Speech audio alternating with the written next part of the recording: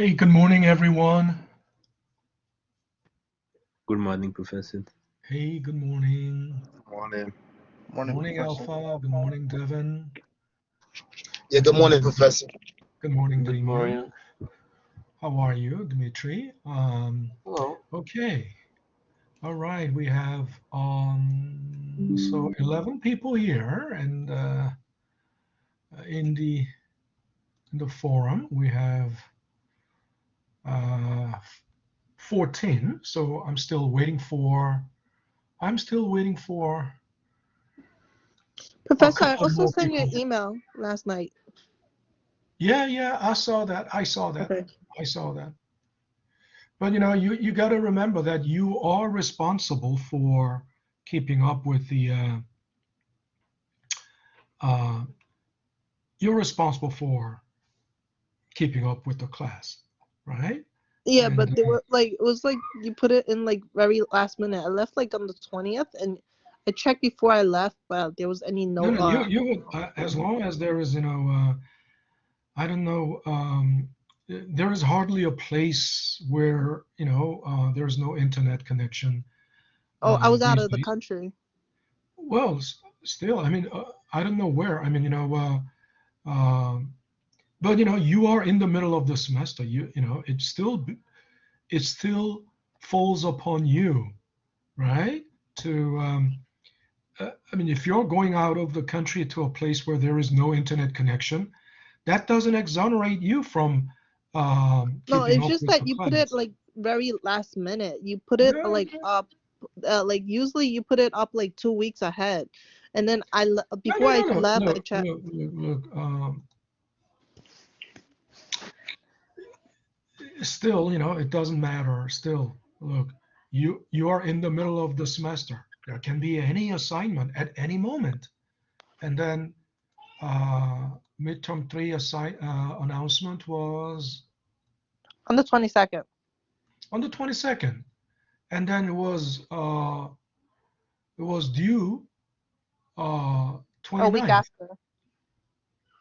Yeah, so that was posted at least a week ahead.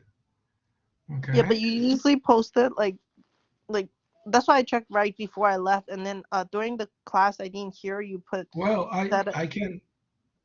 I can post it at any point, but I post at least a week ahead. Okay, I post at least a week ahead. So it is in your best interest to check the announcement at least twice a week, right? Yeah, And I told you to make it a habit of, or a rule to check the. no, I did check, on the 20th before I fly. So I did check on 2 weeks ahead. You say twice a week, and I didn't remember. I told you I don't get any emails on the alerts that you sent any announcements.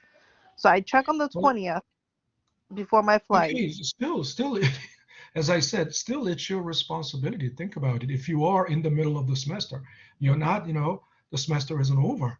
So it is still your responsibility Yeah, I did to, it right after I came back, like right afterwards, the same day. sure, Yeah, I understand. I didn't say I Look, didn't do it. you don't need to, take up class time for your own issue. Okay. Uh, I saw, I saw that email. You submitted it late, so accordingly, there was late penalty applied, and that's it. Okay. Okay, that's it. There's no, there's no, issue with your work. You submitted it. Good. There's just late penalty, so that's fair, right? That's fair. I'm just telling you, um, uh, since you are still in the middle of the semester, you are still responsible, and if you're going away to where there is, no internet connection, you have to take all that into consideration. It cannot just be, but anyway, that's why you had, a late penalty applied, right? And then, everything is, all in order. Okay. All righty. So we were in our last class. Professor, Yeah. I emailed you about similar issues, but I would like to, if possible, talk to you privately. Yeah. Okay. So first, email that to me. Okay. I did. And, I did for or about if my you want to classes. talk privately, it would have to be after class or using my office hour. Right, so, oh Okay. no, we're online for next week. Never mind. I'll do it during probably Monday, because we have class Mondays as well. Yeah. Or either, but let me first email that. Email, what your issue is, and as long as there is something in writing, right? Mhm. If you just want to do it just by word of the mouth is just a fleeting thing. It's transient, right? But if you have it in the writing, it's going to be permanent, and we can always refer back to it, right? So please send me an email. So at least I would have some idea about, what is your issue. Okay. All right, no problem. All righty. So I kept going back. So in the last class, we talked about, basically a measure of, this is basically an efficiency measure, right? Remember, we talked about uh, price of risk, which is, basically a measure of risk aversion. But, what they call risk aversion is actually, if you think about it, it's output to input ratio, right? It's output to input ratio.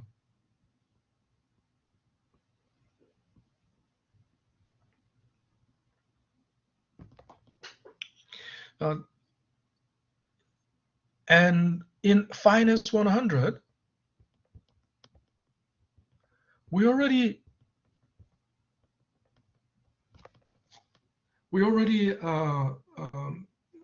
saw that's Finance 100 material actually, because output to input ratio is the best way to measure the efficiency of anything we do, right? So for example, let me open a new one.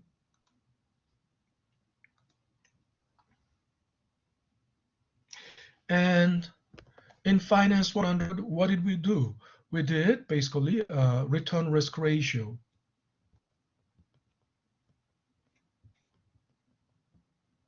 Okay, so what is expected return, right? The mean return over risk, right? Stop I. Risk is the standard deviation, right? And I've been telling you that this is like gas mileage, because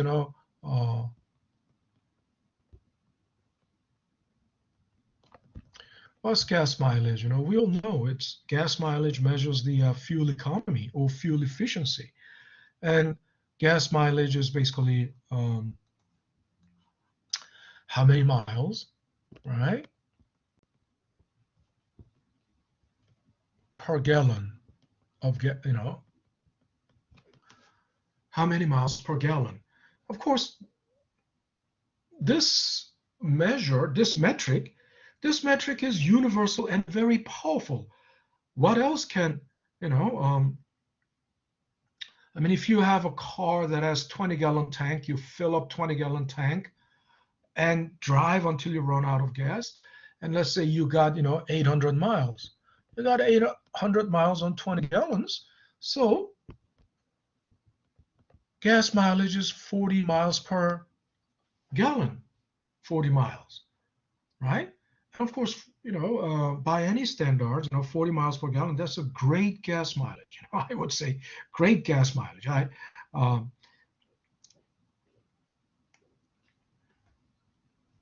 get, I have a small car. I used to have a 3.8. I once had 4.8 8-cylinder engine. And at the time, the best gas mileage I got was like about 20 miles on the highway.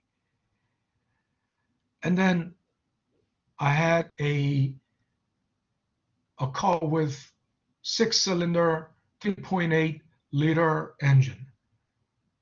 You get about 30 miles on, highway.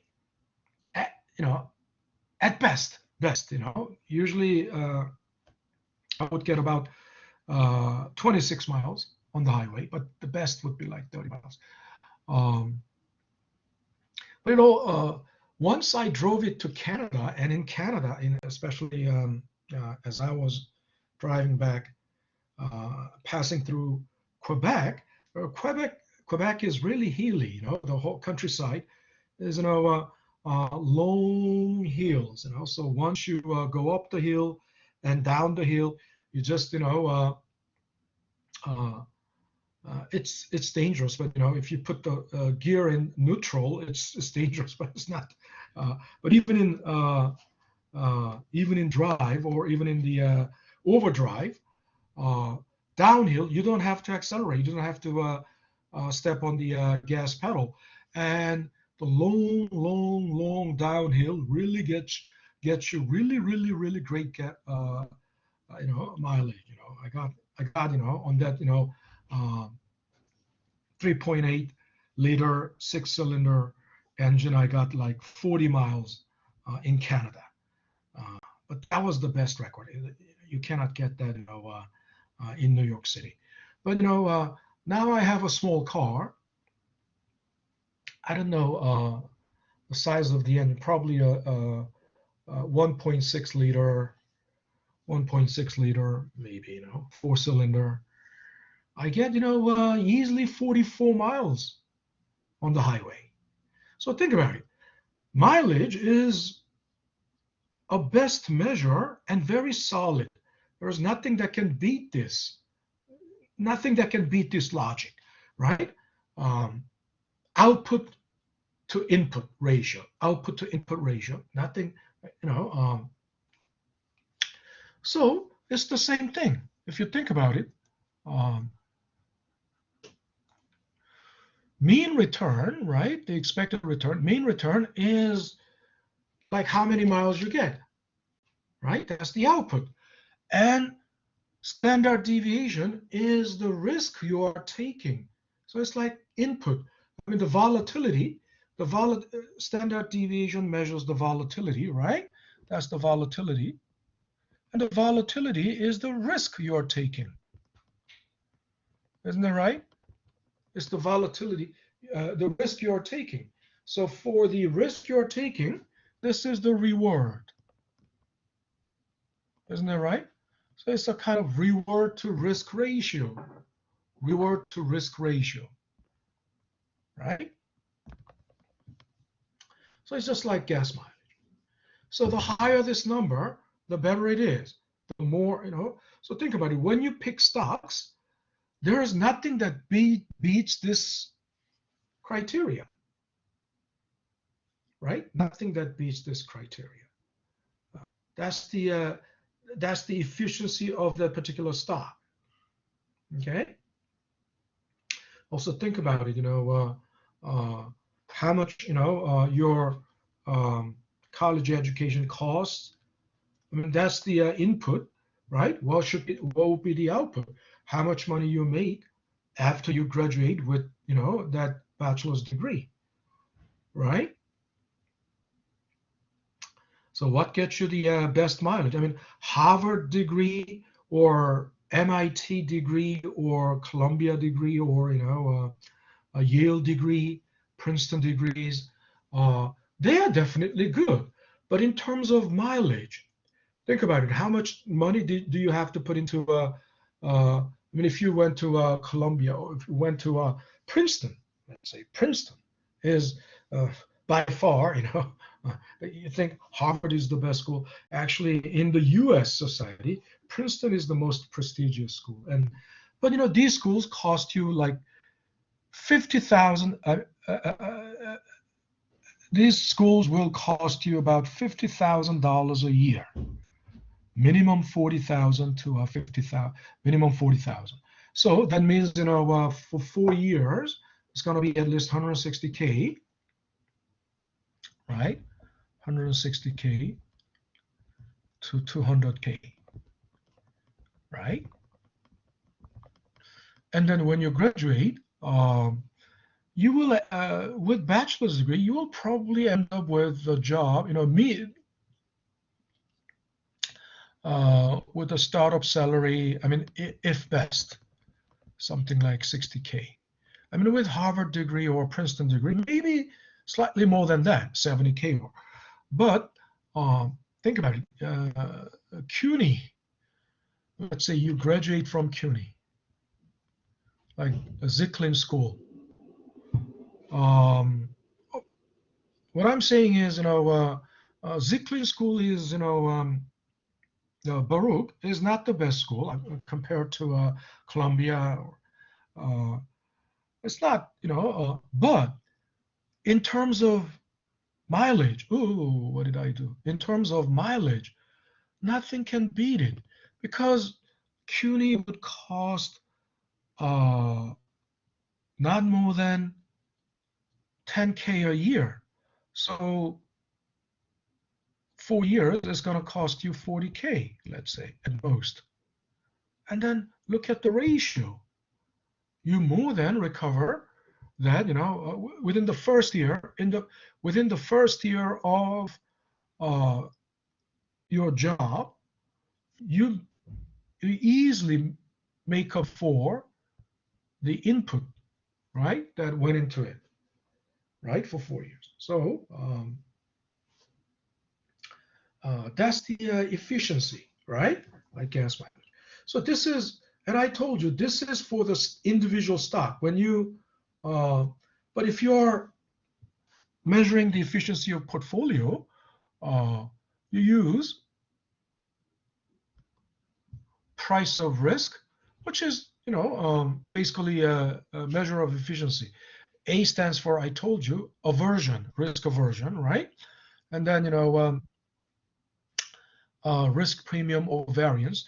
You understand variance is much smaller number than a standard deviation. I explained this in the last class.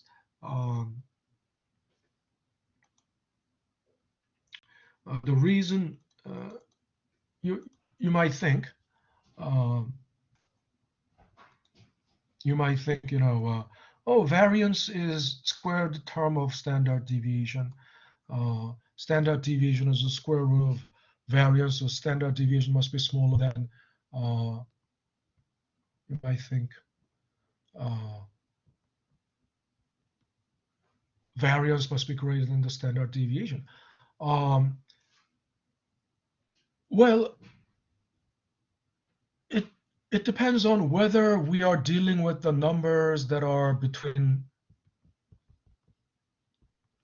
0 and 1, or the number that is greater than 1. We are dealing with basically returns are something like 0.1, 0.2, 0.1, or 0.05, right? 5%, 10%, 15%, 20%. They're all numbers between 0 and 1. And if you are talking about the variance and standard deviation of numbers that are between 0 and 1, it goes without saying clearly, we all know 0.1 squared will be much smaller than 0.1, isn't it right? 0.1 squared is 0.01. So basically, if you are dealing with the numbers that are between 0 and 1, this is not the case, but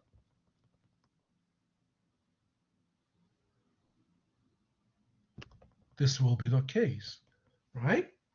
Standard deviation is much greater than, a greater number than variance. So now, Sharpe ratio is basically something you have to watch for, all the asset management, all funds, asset management,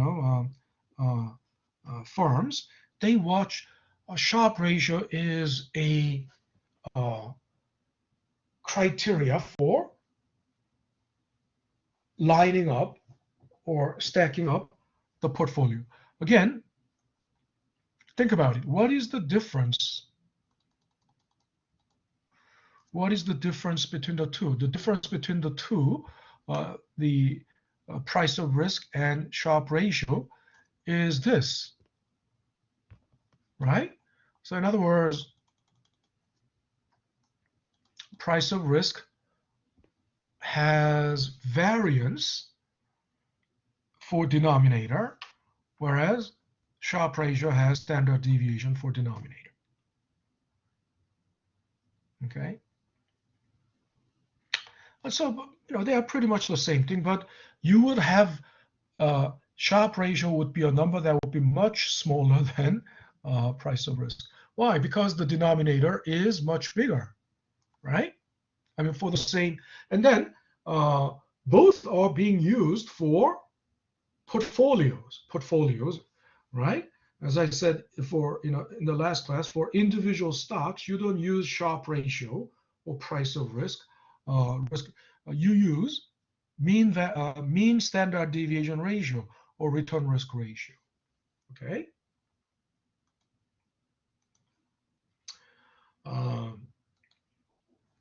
And a similar one is, to Sharpe ratio is called trader ratio, but the trader ratio has beta for the denominator. Okay. Beta is basically a correlation coefficient between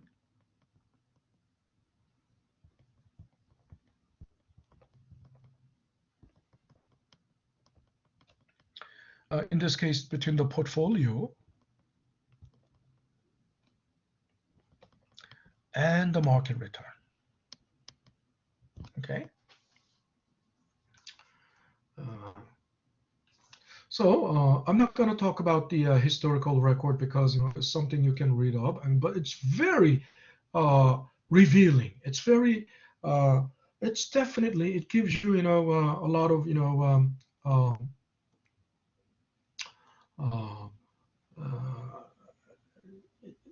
a very insightful discussion. It's a very insightful discussion. So I definitely recommend you read it, but it takes a lot of time, so we're not going to go over that. So our next question is,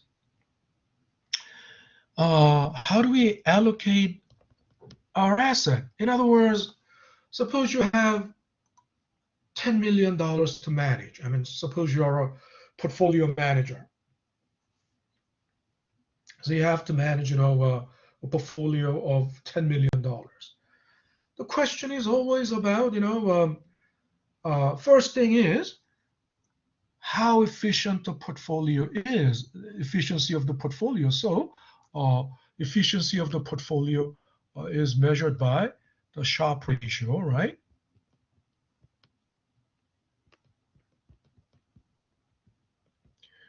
The mean return on the portfolio and the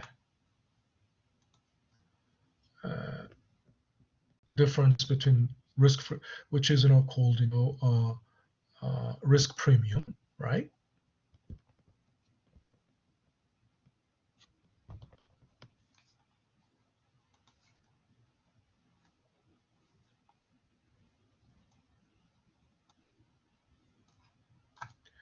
Risk premium.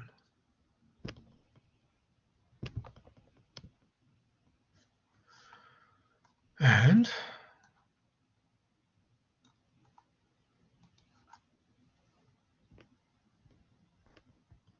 right, standard deviation of the portfolio, right?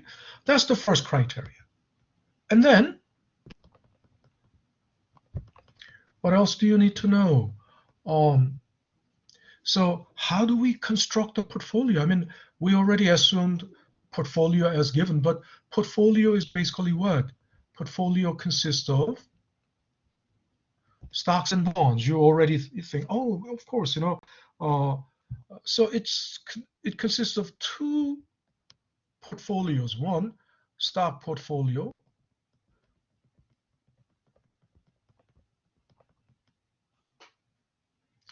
and the bond portfolio.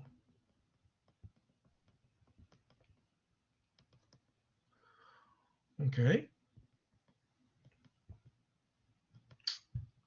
Of course, in the stock portfolio, we will have to also, now we use, for selecting, the stocks to go in there, we use, return risk ratio, right? We use return risk ratio to select the stocks most, for obviously most efficient to the least efficient, and the least efficient we don't need, right? We will select, the ones with, that has highest, mileage. And then bonds, we have, AAA, we will use, some AAA, not all AAAs, double A's, because the higher the rating, the lower the return, right? Single A. So we will, also construct it with. But again, this is not all. Why? So far, what we have, these stock portfolio and bond portfolio is called risky portfolio because they all have risk, right? This is called risky portfolio.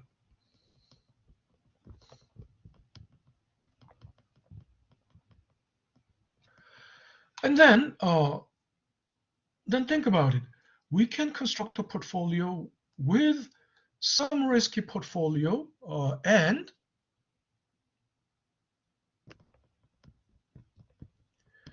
risk-free assets, right? We don't call it risk-free portfolio because, risk-free assets are quite obvious. Risk-free assets are, treasury, right? Short-term, especially short-term treasury. T-bill, right?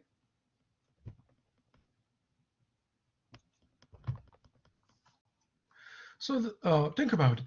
We don't put all our money, if you have $10 million, you don't put all $10 million into risky portfolio. We need to put some into risk-free assets. Now, our question is then, what should be the weight,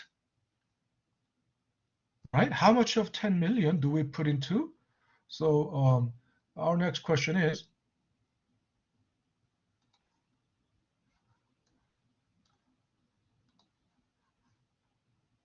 then what should be the weight of the stock portfolio, and what should be the weight of the bond portfolio, and what should be the weight in the risk-free? Well, in other words,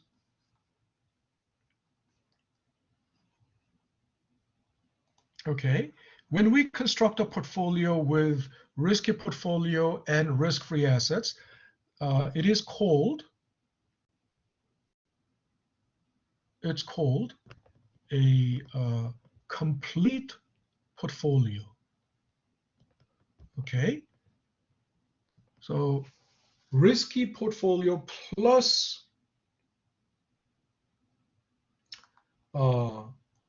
risk-free assets will make up a complete portfolio. And then our question is then, what should be the weight in the risky portfolio? And so weight in the, let's call weight in the risky portfolio, let's call this Y. And then the weight in the risk-free portfolio will be 1 minus Y, or vice versa. Okay?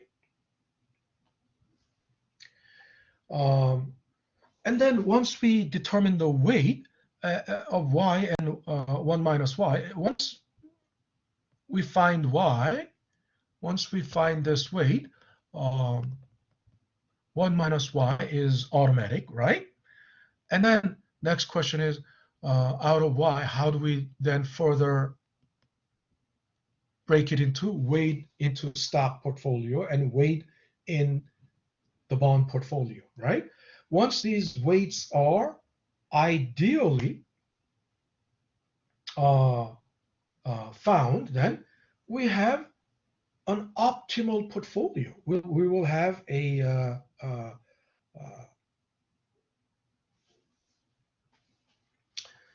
so we're gonna look into that. But first, so let's take a look. That we already talked about complete portfolio, right? Risk-free assets. There is no treasury. Bonds are still affected by inflation because bonds are long-term.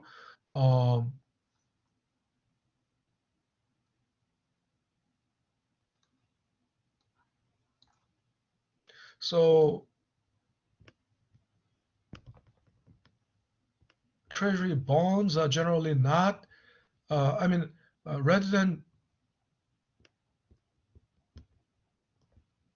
treasury bonds or treasury notes, better use treasury bills. Okay, short term, right? And then tips, we already know. And then money market instruments, literally, short term, right? So commercial paper, right? T-bills would be, fall into that category as well. And the CDs, right? CDs, commercial paper, risk of these instruments, short-term instruments, are minuscule, right? So those are risk-free assets. So here, P is the symbol for risky portfolio, right?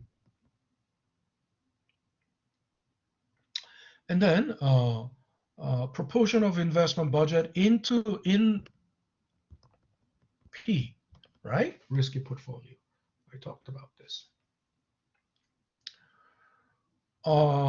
Risk-free asset, return on risk-free asset, let's say 7%. And the RP is, actual rate of return on risky portfolio, right? Return on risky portfolio. Expected return on the risky portfolio is 15%. Let's say this is, in this example is given. Standard deviation on the risky portfolio, 22%. Wow, it's already given.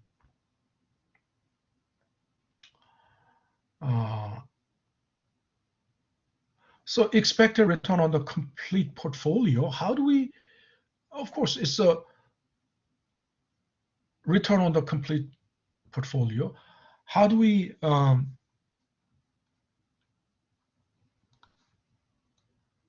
calculate that? Of course, it's weighted average, right? It's weighted average. It's the weighted average of risky portfolio and risk-free asset. And the weight is Y, right, in risky portfolio. And then the weight on the risk-free asset is 1 minus Y. Risk-free or riskless, mean the same thing. Then standard deviation would be also weighted average as well. But standard deviation is a little more complicated issue, and I'm gonna get to that later, because we all know because standard deviation is the square root of variation. We must first, get to the variation first. So, but finding this Y, the weight in the risky portfolio is relatively easy. I mean, mathematically, because it's the weighted average between the two, then we solve it for Y. I mean, okay, this term will break up into RF minus YRF, and collect the like terms, right? And so this RF will be moved to the left-hand side, and the right-hand side we have, the terms with Y, factor out Y, and then we'll have this left. Solving this for Y, It's this. This is the weight in the risky portfolio. So here's an example. Suppose investment budget is 300K and you borrow 120K. The total of 420K in the risky asset. So what does this mean? Like bond, you sell bond, right?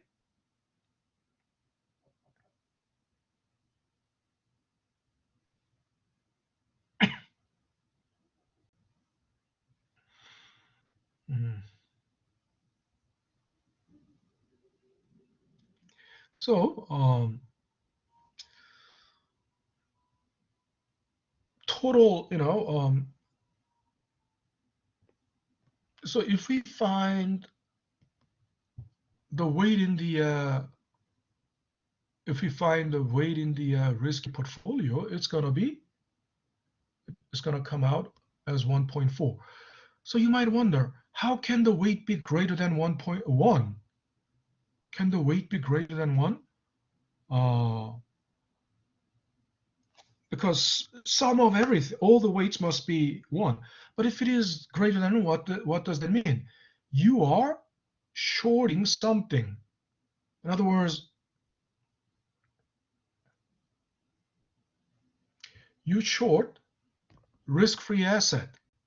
And obviously, then 1 minus y will have to be negative 0.4. What is that negative? What is the negative weight? Negative weight means literally you borrow, right? So that means you short, right? And if you sell, you short a risk-free asset like T-bills. And shorting means you don't have it, you don't own it, but you borrow from the broker. You don't own it, but you owe it. So you owe it to the broker. Okay, think about it. Short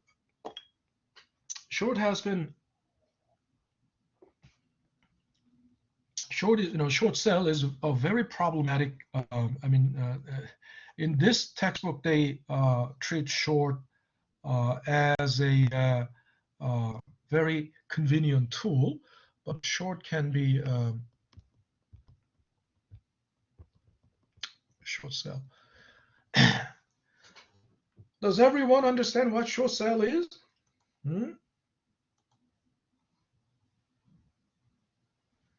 Everyone understands what short sell is? Are you guys there? Okay, Devin. So, Devin, does that mean you understand what short sell is, or does that mean you are there? Dimitri. Both. Yes. Yeah, Dimitri, do you understand what short sell is? Do you know what short sell is? Yeah, like almost, like maybe. Okay, Devin, do you understand what short sell is? Yes, Professor. Okay, good. So only 2 people. What about others? Alpha, are you there, Alpha? Yes, sir. Okay, Alpha, do you understand what short sell is? What was that? Short sell. No. Can you please explain to me a little bit? Okay, so Ebony, are you there, Ebony? Ebony? Okay, so Ebony, I think Ebony is away. Peter, okay, Peter understands what short sell is. Irina, you understand what short sell is? Yes, Professor. Thank you. Okay, all right, good. So just so that everyone would understand, basically short sell is selling the asset that you don't have. But how can you sell something that you don't have? Well, you can do that because if you borrow from the broker, because when you have stocks, you don't have it at your home, right? Of course, you can request the stocks to be delivered to you, but most of the times, I mean, you don't keep your money at home, you keep it in the bank. And that's why the bank can make loans out of the money you put in the bank. It's the same idea. Stocks, bonds, you may have stocks and bonds, you may own, but that doesn't mean you have it at your home. You have it in the brokerage firm, right? The brokerage firm, so it's are like the banks that keep these stocks and bonds. They are under your name, but they are basically in the pool, right? And then the brokerage can lend the stocks, right? For fee. Of course, they will have to charge fee, So who borrows stocks? There are speculators who, and usually it's the hedge funds that do this. They borrow. The reason they borrow stocks is to sell it when it is high. Okay, we all know. You can. It's a sure recipe for making money if you can buy low and sell high, right? Of course, you realize, the difference is the gain, right? But if this happens in chronological order, for example, at time 0, you bought it low, right? You bought it low at time 0, and at time 5, right? Let's say it's more than 5, but whatever. This is T5, this is T0. So let's say if the price is higher 5 years later, if the price is higher 5 years later or 5 days later, you make profit, right? You gain. However, what if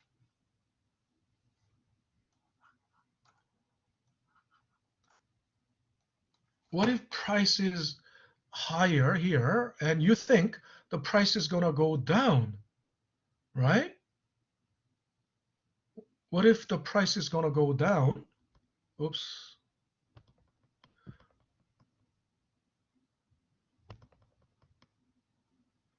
What if you think the price is going to go down between now and 5 days later or 5 weeks later? Huh? Then there's no way by buying it now and selling it at time T5, there's no way you can make profit. So basically then what would you do? You're going to sell it at this point, sell high, and you're going to buy back low at this time. Okay? So this way you did exactly buy low and sell high. So you make profit, right? If it happens, right? If the price goes down. But then again, the problem here is that you don't know if it's gonna really go down. I mean, you're betting on it, but if it doesn't go down, you're in trouble. But the point is, if it goes down, first, how do you sell high the stocks that you don't own? You have to borrow from the broker and then sell. And then when the price goes down, you buy it back.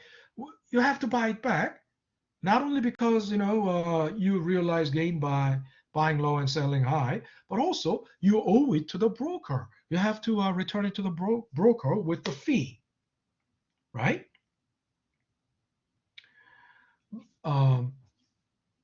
So that's short sell. Okay, this is something already discussed in Finance 100. And if you never heard of it in Finance 100,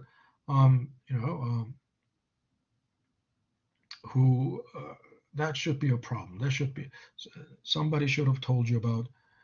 But anyway, but sometimes the short sale is a big problem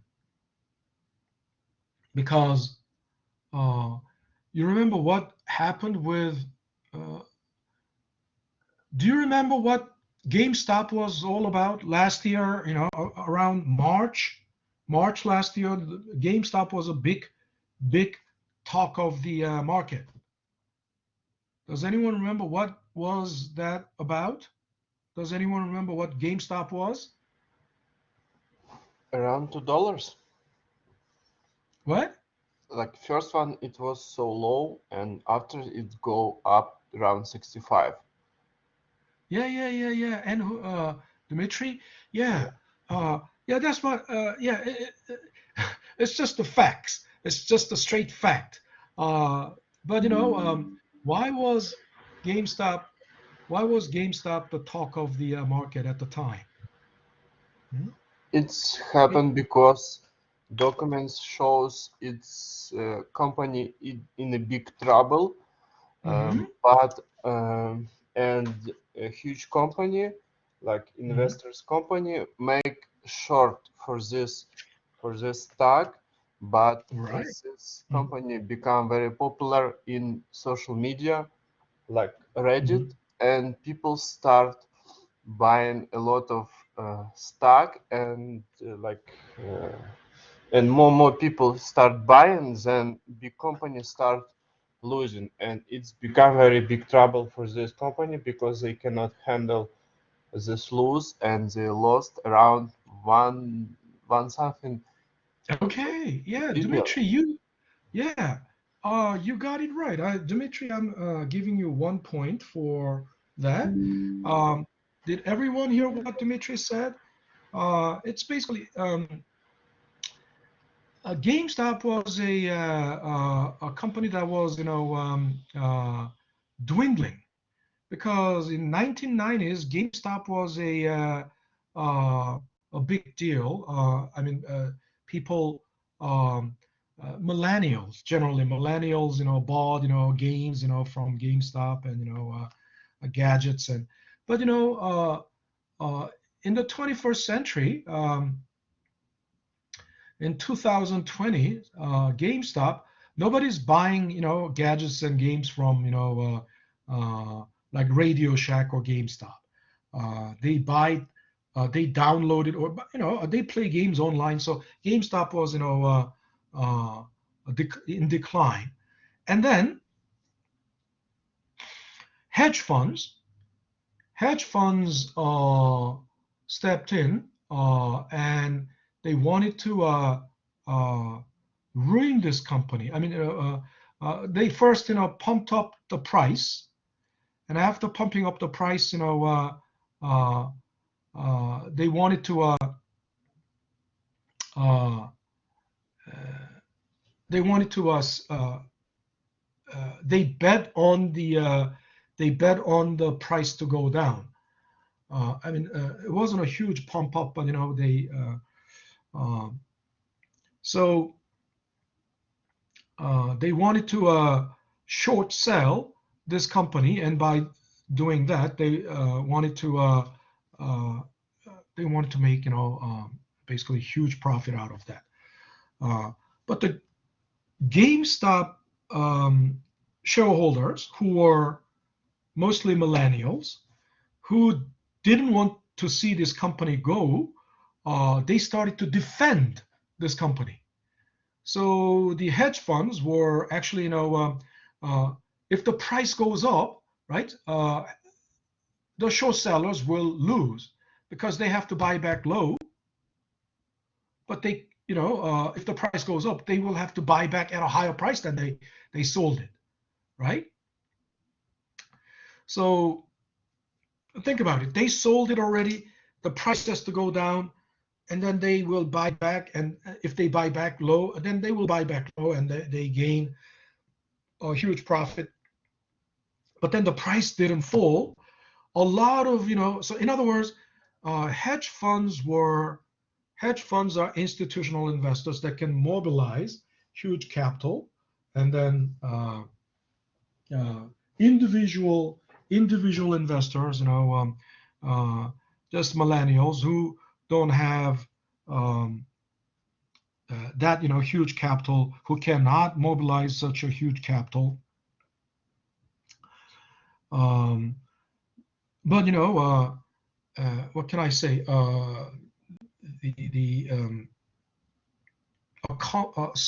Just small guys, a huge number of small guys keep buying,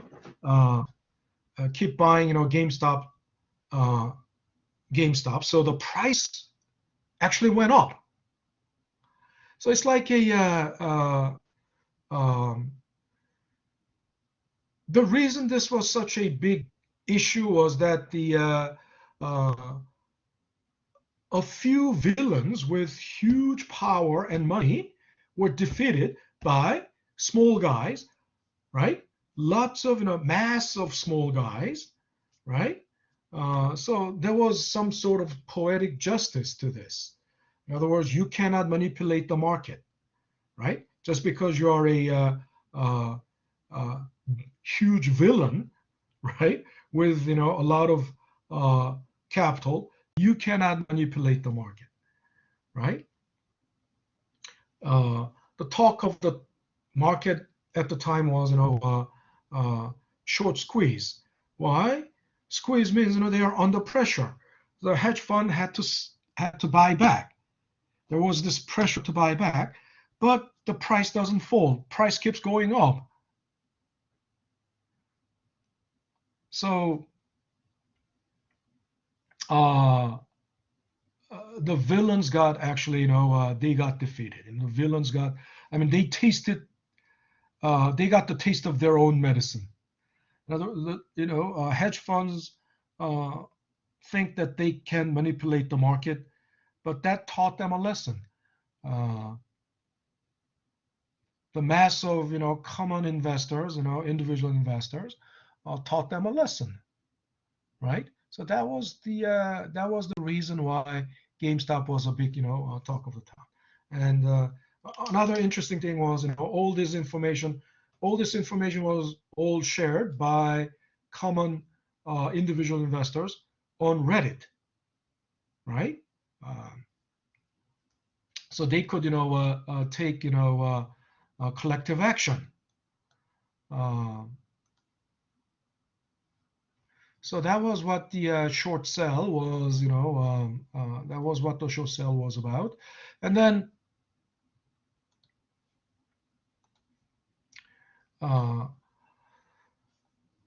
so I personally, although there are many writings that champion the short sale, that they have proactive role in the financial market. There are many writings, many papers about proactive roles of short sale. But no matter what they say, short sale are being abused. There can be, of course, there are proactive aspects of short sale, but those proactive aspects are not, hardly the case, and most of the time short sales are tools that are being misused and abused basically by the hedge funds and big villains, right, to manipulate the market. And actually, think about it. It's a zero-sum game, right? Short sale is really a zero-sum. You understand what it is? It's just like a poker game, or any card game. There's only one winner. Winners boons or winners booty comes from losers, right? Isn't it right? If the game money is $1 million, loser takes it all, winner takes it all, but that $1 million came from whom? All the losers, right? It's a zero-sum game. And short sell is exactly like that. The short sell is being abused by the villains because they manipulate the market, and then at the cost, at the expense of other market participants, right? So I basically don't like short sell, but if the short sell is being used only for proactive purposes, it's not a bad thing. But again, I'm against it.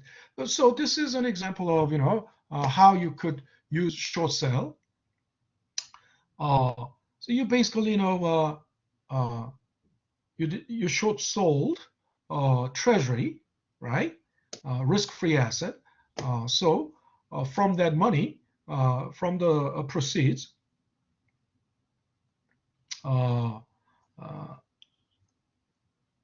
that's like borrowing, 120. So you have, so what should be the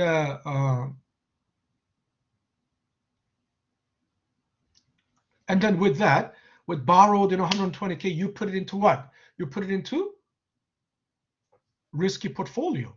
So the weight in the risky portfolio is 1.4, and that was made possible by short selling risk-free assets. Okay, so then the expected return on the complete portfolio is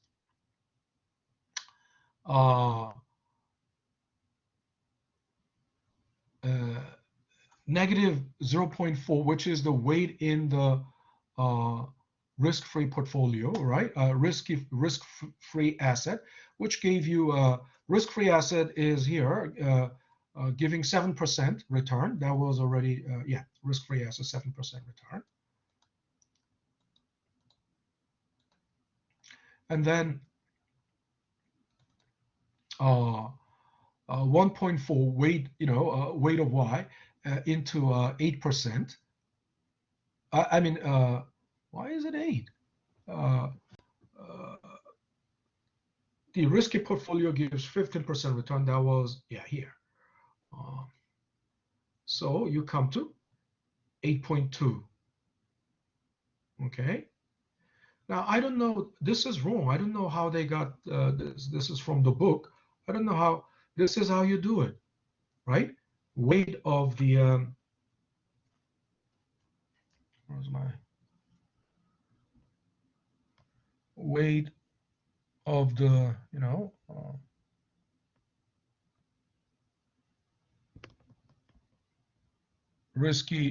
risk-free asset,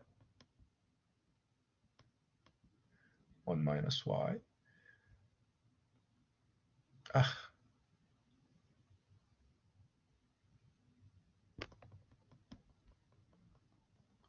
1 minus Y, which is the weight in the risk-free asset.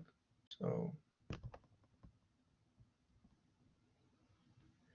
and then risk-free return plus weight in the risky portfolio, right?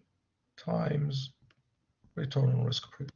And then this weight in the risky portfolio is Y. Okay, weight in the risk-free asset is 1 minus Y. Okay.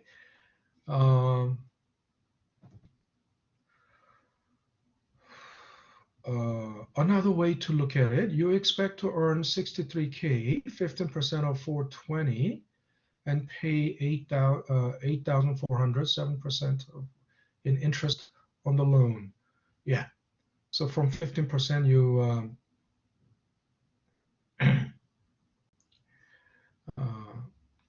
so expected profit will be then 54,600, which will be 18.2 of 300K, right?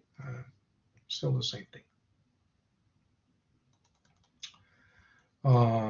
And the still the same reward to volatility ratio, in other words, Sharpe ratio, right?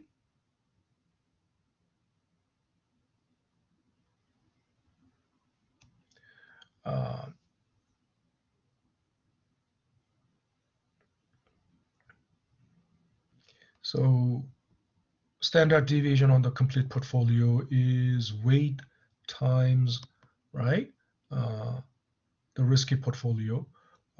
And think about it. And then you might wonder, oh, if it is like this,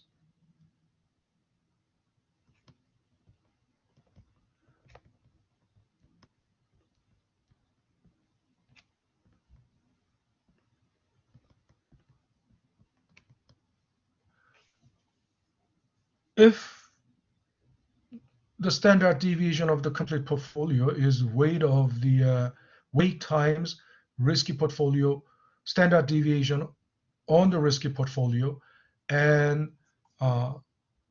plus, because it's weighted average, 1 minus y, and the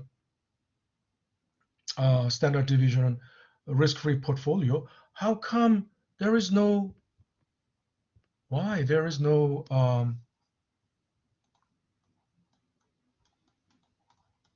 standard deviation of 1 minus, how come there is no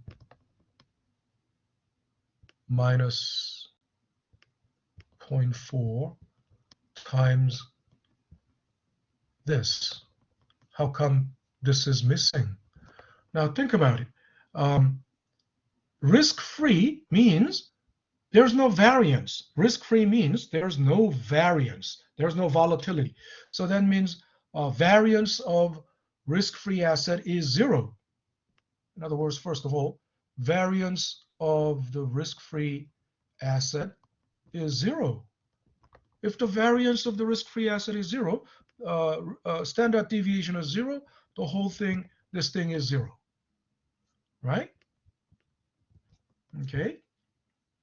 So the Sharpe ratio of the complete portfolio is the same thing as the Sharpe ratio of the risky portfolio alone. Okay.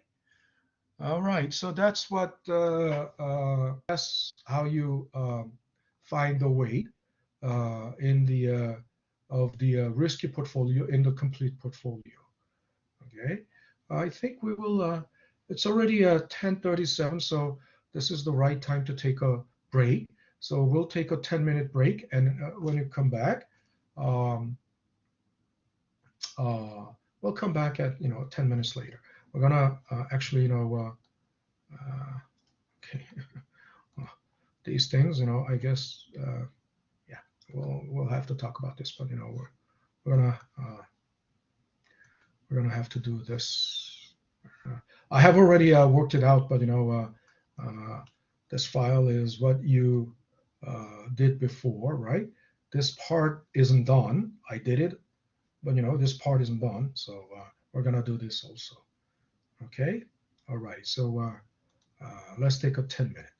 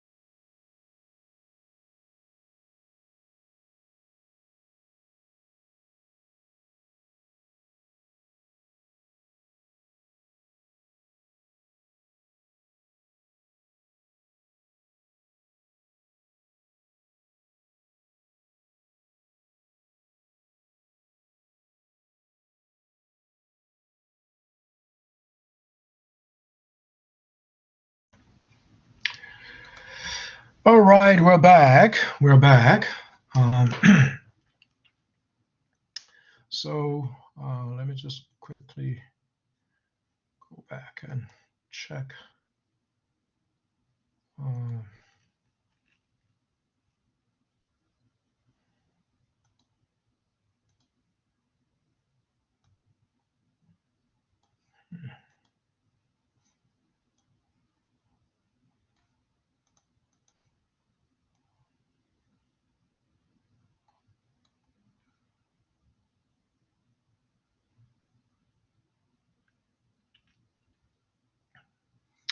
Well, this is okay. Cillian, are you there, Cillian? Cillian? Yes. Yeah, Cillian, you said you had no internet connection because you went away on the 20th, and on the 23rd you were present. Huh? You were present on that day, and then Okay.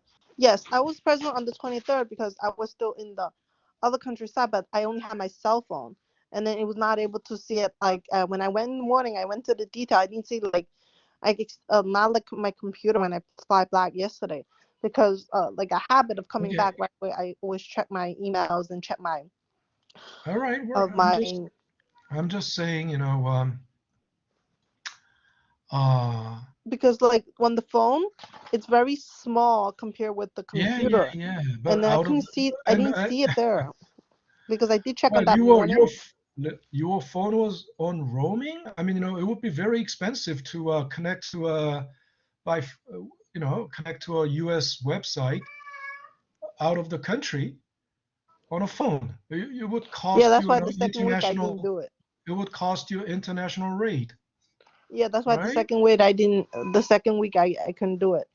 The first week I did. The first week I did it. So it was like, and then I was This there. is Listen. This was April 23rd, Yeah, I and was you there. said you went away on the 20th, Yeah, right? I went on the So way on this was the showing. first week. Hmm? Yeah, This was the first week. I can show you my ticket. I flied on the 20th. It was in the on the So Seattle side, and then on that afterwards I went to Canada side, and I didn't have my computer with me. okay, all And right. then over there they didn't have the data. Oh yeah, sure. So that's why I was Obviously. still, because on the Mhm. 24th was my birthday, so I stayed on the Seattle side, which is in New York. And then on the after that, we went to Canada. Okay, okay. That doesn't doesn't matter. I mean, what's done is done, and I was just wondering if you were absent on that day, but No, no, I was there. doesn't And show. then the week afterwards, I Okay, was absent because okay, I couldn't use the data there. okay, all righty. I just thought it was, there was something mysterious about No, I was there on this. that day. Okay. But I did, Uh, like, when I checked on my phone, like I mhm. didn't see it out as well. That's like I was confused because I thought it was just 1 week. 1 week I wouldn't be missing like that much. And then when I came back, I was surprised saying like the homework No, was you would. there was the What exam. we meet only once a week, and Yeah, that's yeah, why I was like come on, surprised. so you miss a lot, of course, by missing a week, right? You miss a lot That's why I was because catching this up like class right meets just away. once a week. Mhm. Yeah, no, I usually catch up my things right away. Like I came back and then like like I remember I checked my emails, I checked my message, and Listen, we everything all I are received. adults already, so we cannot like. I was away Yes. also, but I was able Mhm. to connect. Like, and I prepared everything, so we cannot like discuss right now like your trip Yeah. somewhere where you Sure, didn't sure. have Yeah. internet. Oh no, he was just Yeah. asking me, so that's why I was asking. I was answering him. All right. So we are back. Okay. So Now our next question is, okay, so if we have this is the way, if this is the way how we can find the weight, because weight means what? We allocate our funds across the different assets, right? By the weight. So at least we know how we can determine the weight. Next, let's think about what are our options. In other words, yeah, we can allocate like think about it. The example, first of all, the example we saw was already allocating even 140%, right? I mean, your 140% of the funds you have. So again, how can you have 140% of the funds you have? I mean, in this example, you had what? How much? What was the funds? 100,000 or what was? There was no mention of that. Oh, 300K. You had 300K, but even if you had 300K, you could invest. You could invest 420K, which is 140% of what you had, and you could do that because you could short. I mean, only under the assumption that you can short, we can do this, because otherwise, the best thing you can do is just putting all your money. I mean, if you put all your money, 300K, into risky portfolio, that's the maximum you can do. But we can have 50% in the risky portfolio and have 50% in risk-free assets, or we can have 125% in risky portfolio, and of course that means short sell 25%, risk-free treasury, short sell risk-free treasury by 25%.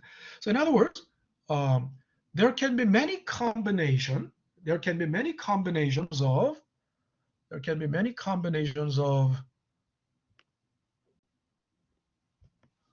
risky portfolio and risk-free assets. Okay. So,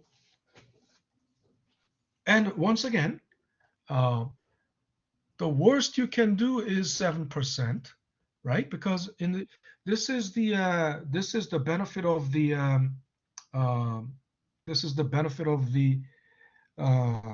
risk-free asset, and the benefit is in the worst case scenario. Let's say you don't want to take any risk. At least you can put all your money in the risk-free asset and earn at least risk-free return. And in that case, your risk is zero, isn't it, right? Standard deviation is zero, because you didn't put any money into the risky portfolio, but all your money is put into the risk-free asset, right?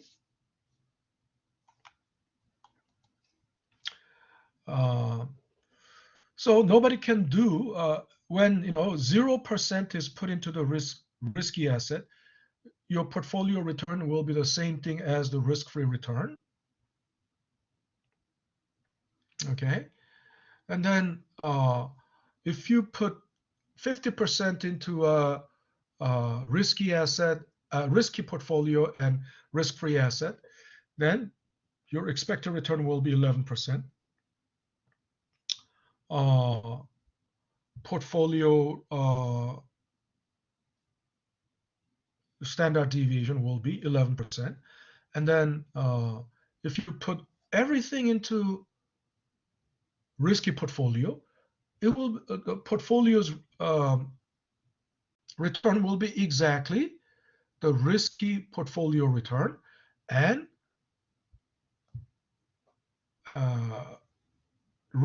risky portfolio standard deviation, right? If you So in other words, how would you scale it? I mean, are you going to put 50% into a, and are you going to put 50% into a this, or 50% into risky and 50% risk-free, 100% into risky, 0 into risk-free? But the whole the whole point is something is missing here, right?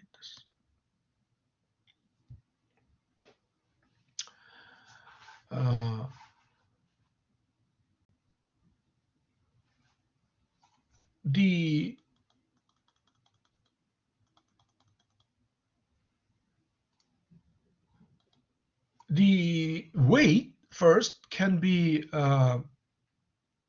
the weight can be found by this formula, right? And then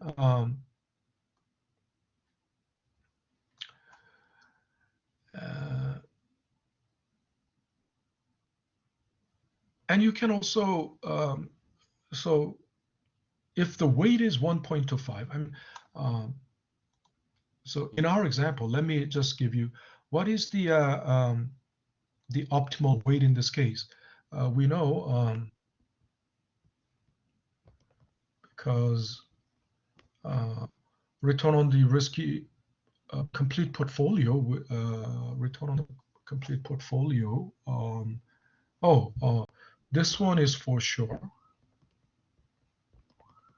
0.07. So this one is 0.08. But here,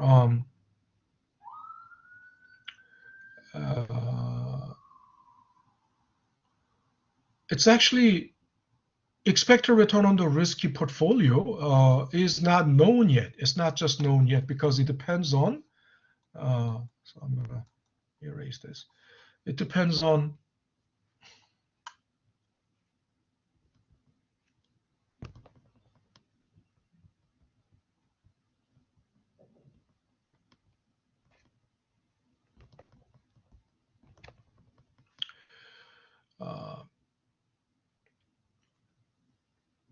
I mean, complete portfolio. What did I put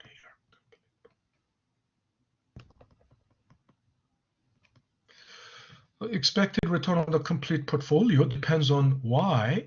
So either, if Y is given, we can find this, right? If expected return on the complete portfolio is given, we can find Y.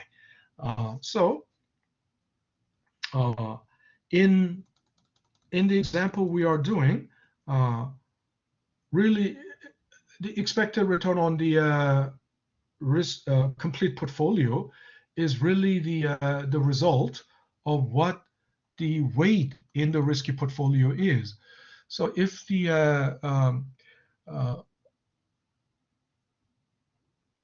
weight in the risky portfolio is 1.25, we can again we can calculate expected return on the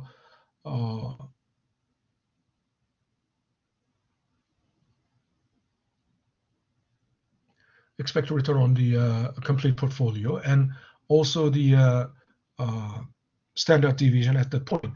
And we don't know why this weight is. It could be 1.5 or whatever.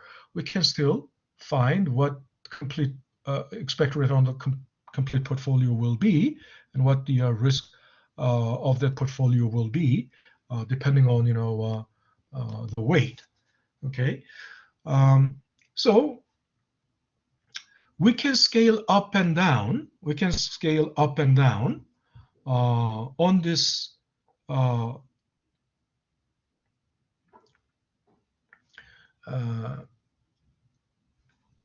and also we can scale up and down along this slope, and this slope is called capital allocation line. The slope is called capital allocation line because it literally means how the capital is allocated. Is our 50% in the risky portfolio, or 75% in risky portfolio, or 125% in risky portfolio. It can all be, simply,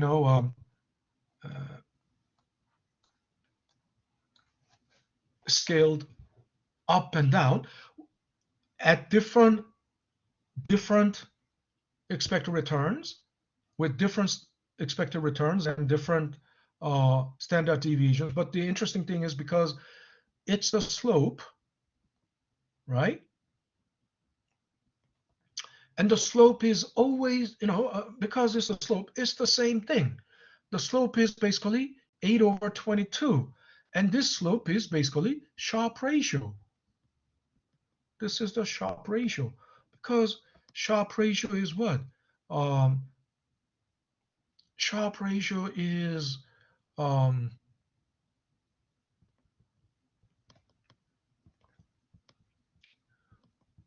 risk premium over standard deviation. And the risk premium in our example is always 8. Our risk premium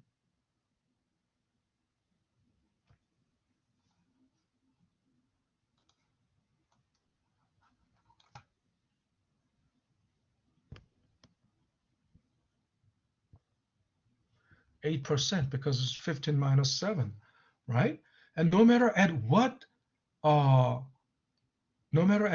point on the slope you are, you still have the same Sharpe ratio. So as long as the Sharpe ratio is the same, right, you're getting exactly, no matter how you allocate your capital, right, you get the same gas mileage. You get the same mileage. That's the point. So it's the we already got a plot of risk-return combination available by varying allocation between risky and risk-free assets. So risk aversion and capital. So price of the risk. In other words, let's think about the price of the risk and the capital allocation. So we all know why is the weight in the risky, right? The weight of the capital allocated in the risky asset. And another interpretation is available risk premium to variance ratio over required risk premium to variance ratio. What does that mean? So what is the price of risk? This is the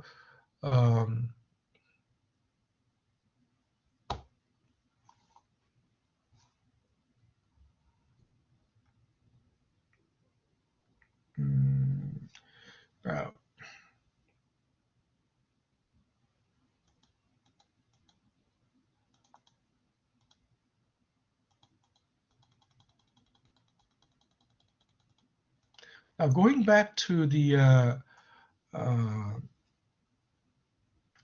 so this is going back to price of risk. Q is the risky portfolio here, Q. So it looks quite redundant, but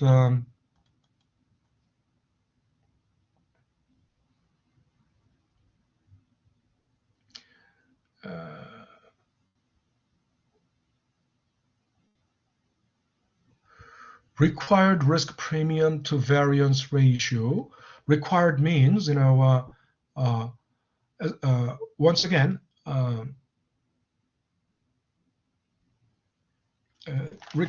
required risk premium is not something that can be measured by taking a poll. It's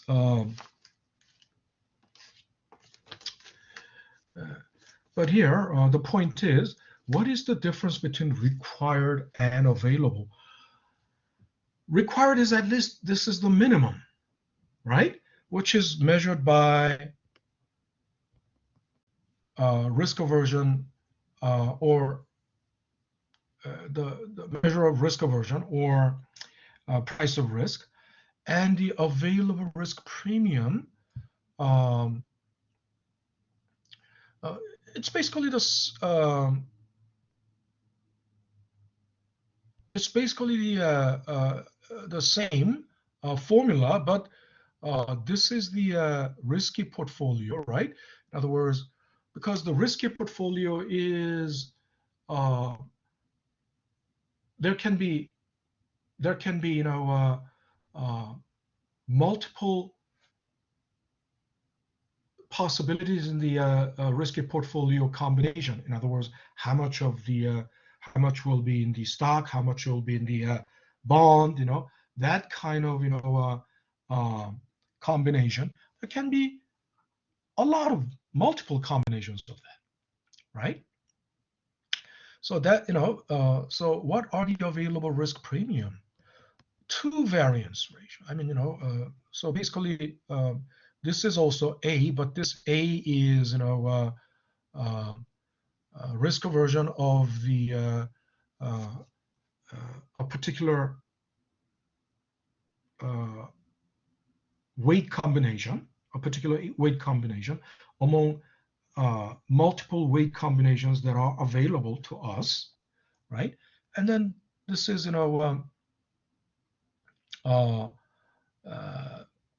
required. At least this is something that must be, that at least this is something that is required, right? This risk aversion is at least something that is required. But then think about it. Mathematically, it simply becomes this, right? Because if you divide something by, if you divide a fraction by something, right? Eventually, there will be,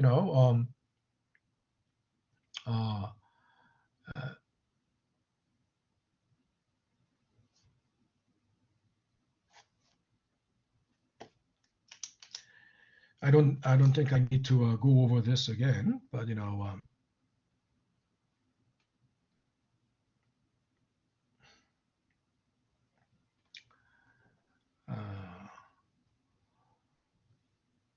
so if we have if we have another interpretation, right? Risky portfolios, price of risk. I mean, again, another interpretation of this weight Y is risky portfolios, price of risk, or investors' risk aversion. Okay, so if you think about it, I have been explaining this over and over. Risky portfolio, its risky portfolio can have many different possible combinations of weight between stock portfolio and bond portfolio, right? It can have, but of all those combinations, let's say the combination came to be 60% stock, 40% bond, and so the price of risk of that, or the risk aversion, price of risk or the risk aversion of that particular portfolio, how does it measure against investors particular investors' risk aversion, right? And the investors' price of risk, which is conventionally between 1.5 and 4.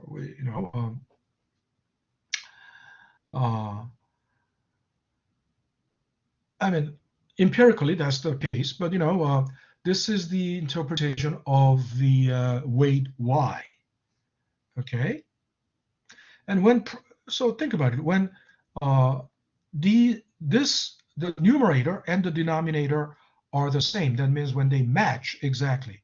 When they match, and of course the ratio it will be 1, right? The weight will be 1, of course. Okay.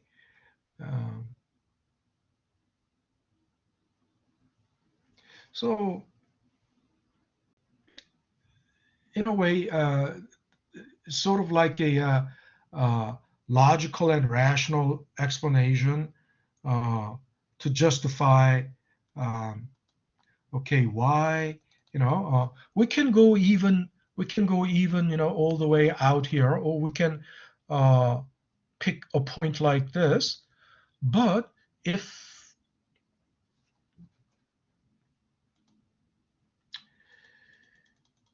the investor's risk aversion and the risk aversion measure of the portfolio of our choice, if those two things match, then that exact, the weight will be 1, which means the investor puts all of his or her funds into the risky portfolio without putting anything into a risk-free asset, because you don't need risk-free asset, because at this point your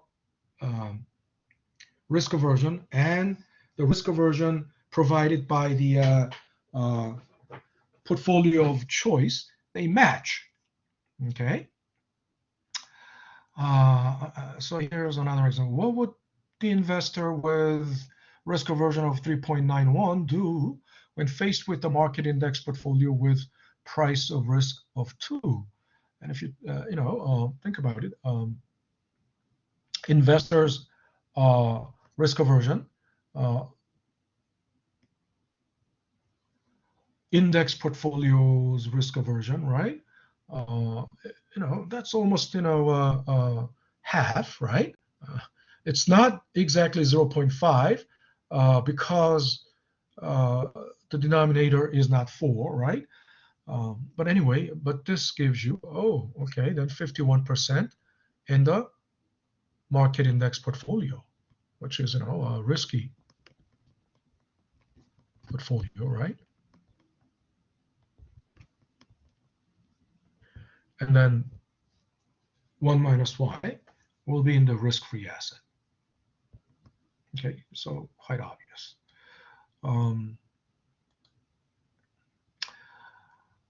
Passive strategy. We know what passive strategy means. Passive strategy means, we already talked about this also in the bond, right?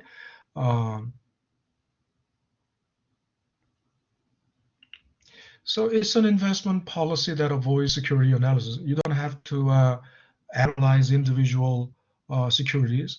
You just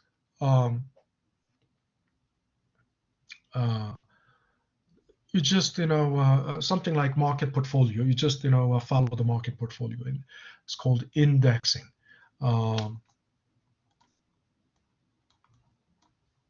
Neutral diversification approach to avoid cost of acquiring information. Of course, doing the security analysis, it's costly. Not only it's not directly monetarily, it takes your time and effort. Your time and effort could be otherwise used to make money. So if you use your time and money for security analysis, then it's basically opportunity cost, right? It's still monetary. There is a monetary cost to you, even if you don't actually pay for security analysis.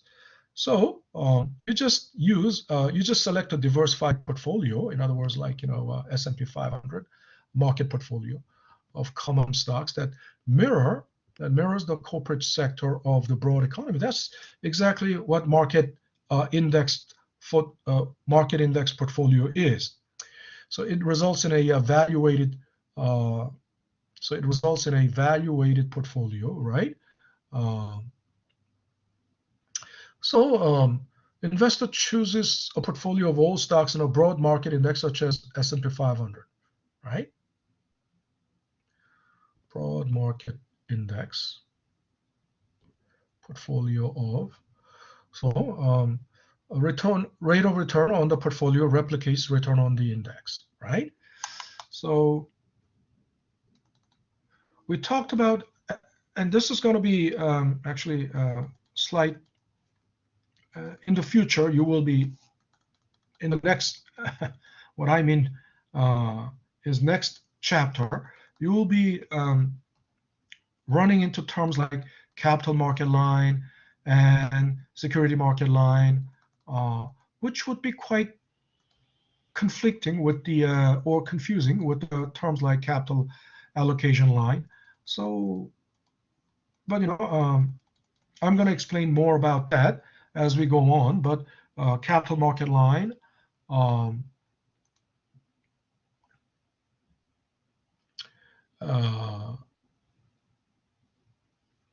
and the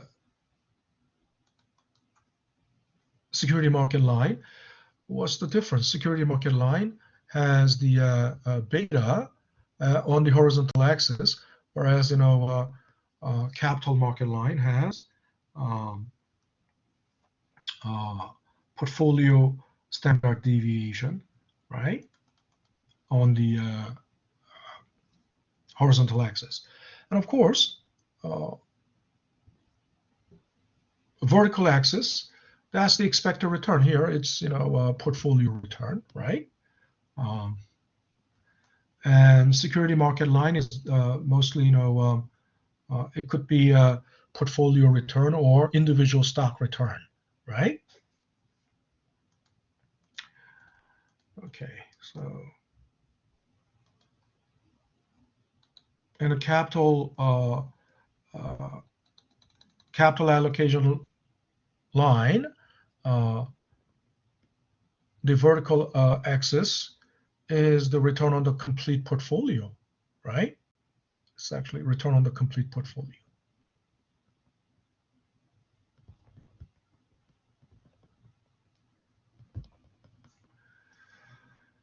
And the horizontal axis is the also standard deviation of the complete portfolio. Okay, so this way, so that wraps up. I'm not going to go into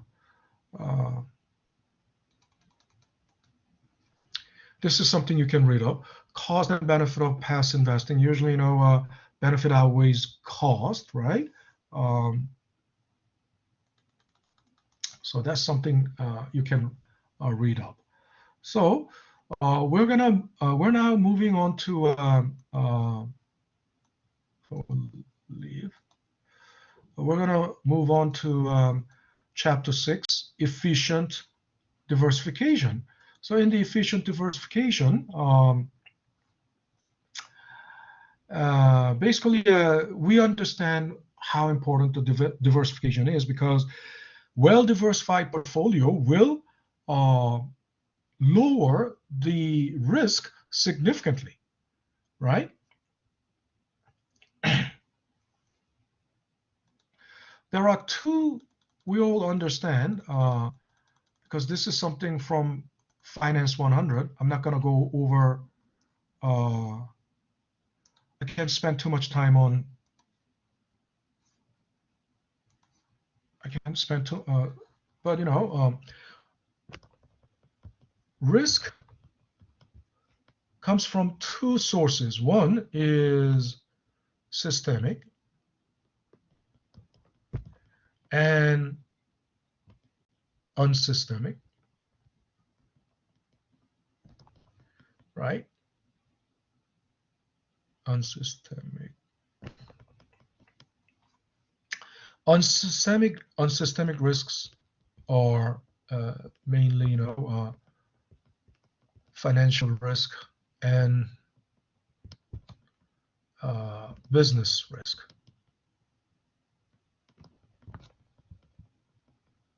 Okay, systemic risk. There are 5.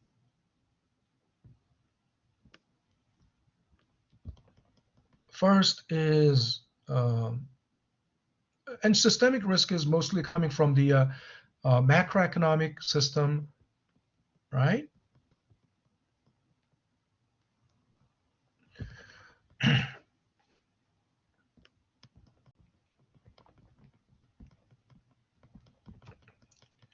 So the first one is,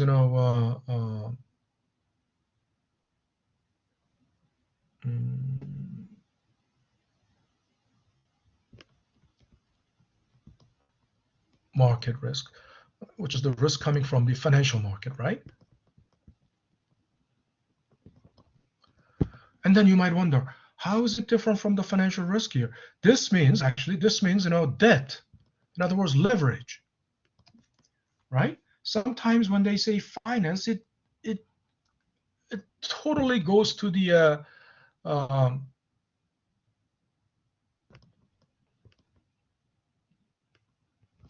it goes to basically, financial leverage. I don't know when they started to use the term finance to mean what we understand as finance today, but at the origin of this word, finance means, lending money, right? Of course, everything is, if you think about it, it all started from lending money. I mean, in ancient times, there was, of course, even in during, Egyptian and Roman era, Egyptian and Roman times, there is some evidence that there was a stock market, some kind of very primitive, rudimentary, but basically in those days, lending was the major thing of finance, right? What finance meant, even these days, when they say, how do you finance it? What does that mean? It can mean, how would you fund it? But, most of the times, it means borrowing money, right? When you say car financing, what does that mean? You borrow money, right, to buy the car. So, and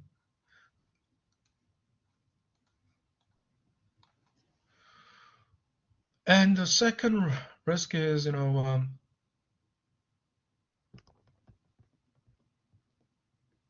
interest rate risk. Third is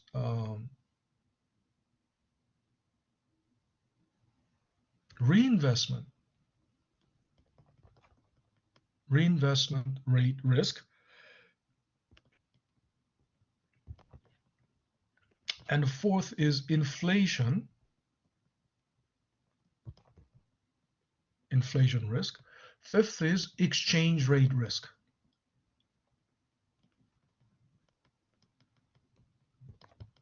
So if you think about it, all of these are macroeconomic, right? Market risk, interest rate risk. I mean, market, the stock market, right? A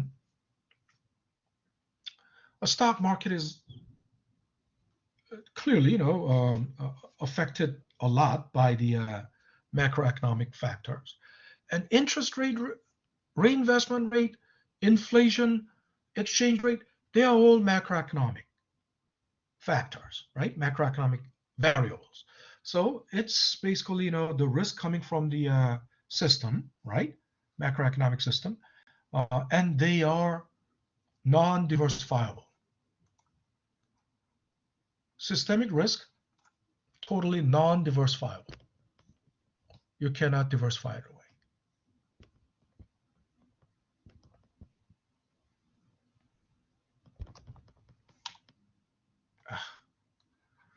Non-diversifiable.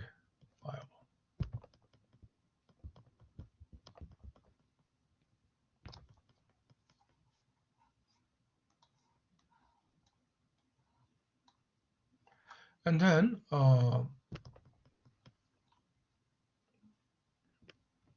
unsystemic risk, that's diversifiable. Okay, so that means, as we diversify our portfolio and sufficiently diversify our portfolio, what does sufficiently mean? At least like 15 to 20 assets. So here, this is showing you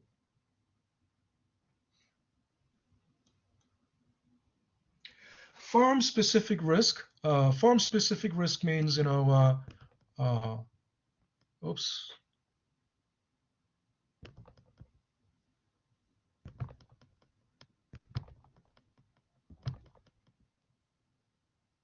Okay, firm-specific risk, that's the diversifiable or unsystemic,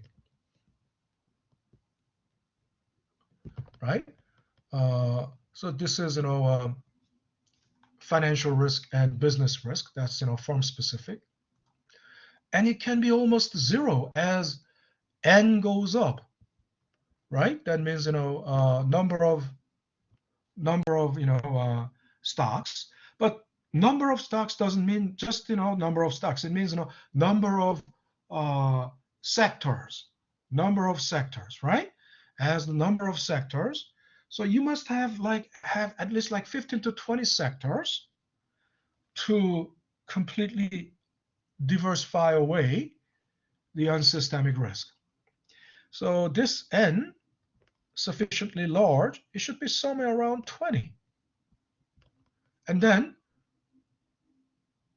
the firm-specific risk will be zero, close to zero. However, the market risk, in other words, systemic risk, won't go away, right? So our question is then, you see, when you are here, this is the number of, number of stocks, but number of stocks, as I said, it doesn't mean just, just number of, just, it doesn't mean, it means actually number of sectors, industrial sectors, right? Otherwise, if you have all just, consumer electronics, 20 stocks in just one industrial sector, no, that's not diversification, right? So then, think about it. From there on, the total risk doesn't go down anymore. It's still, average portfolio standard deviation, remains somewhere around 40%. But if you have only one stock,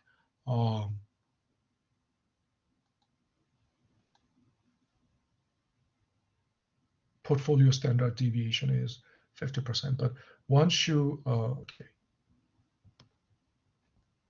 once you have diversified it into 20 sectors, standard deviation goes drastically down to something like 20% level, which is almost 60%. Yeah, almost 60% down.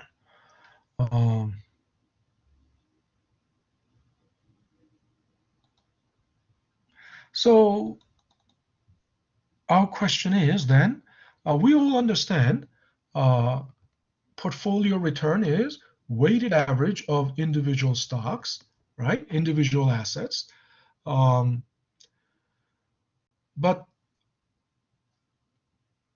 assets can be correlated. In other words, let's call this X, return on X.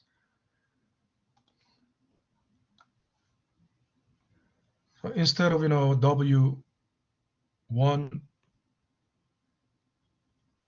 it's like stock 1, stock 2, let's call it X and Y, stock X and stock Y. It could be, X can be stock, Y can be bond, whatever. But, if it is stock X and Y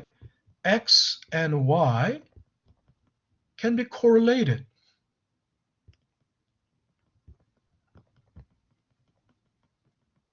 In other words, if it is computer manufacturing and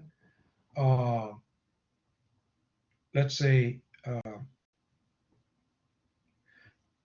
X is a company that makes semiconductor, right? X is making microchips, semiconductor, right? Y is what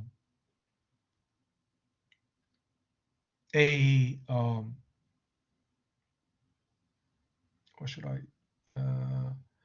Y is a electrical vehicle company, and let's say X is battery. Okay, then it's quite obvious. Between battery, company that makes battery and electrical vehicles, the correlation would be very high, right? The correlation would be at least greater than 0.5, right? We can tell already. I mean, it could be 0.9. On the other hand, if X is a company that, a pharmaceutical, let's say pharmaceutical, if X is a pharmaceutical, pharma. The correlation between pharmaceutical and electrical vehicle correlation will be quite low. We can tell correlation will be clearly. I mean, even without actual, data, we can already hypothesize that the correlation would be less than 0.5. So how do we? So correlation coefficient. We need to know. We need to. We should be able to measure or estimate the correlation, right? Correlation. So correlation coefficient is generally called rho, with the Greek character rho, right? It's pronounced, okay, rho, okay. So correlation between X and Y. So to understand this, we need to know first what we need to know what covariance is. Okay, covariance. So we're going to talk about this. We're going to do actual example. Since it's already 11:38, we're going to take a 10-minute break, and when we come back, we're going to do the example, right? We're going to do this, all right? So let's take a 10-minute.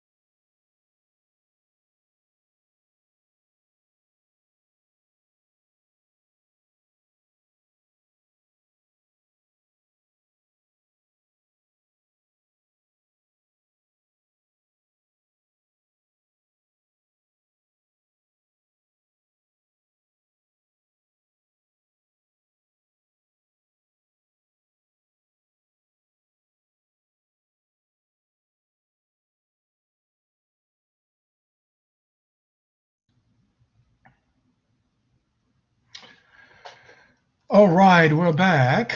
We're back. So let's let me take you back to the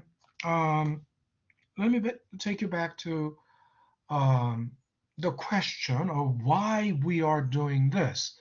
Okay, so we are basically trying to find the optimal weight allocation. Isn't that right? Why? Depending on why, the optimal weight allocation can raise our Sharpe ratio. I mean, if I, so, oh, I already closed it, but you remember, so I have to open it again. Let's see.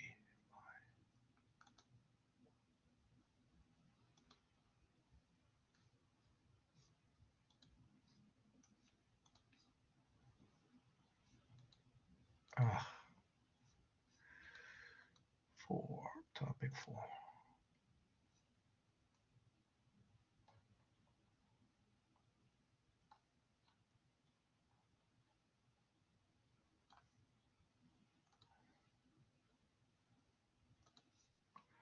So if you remember what we were talking about, even a while ago,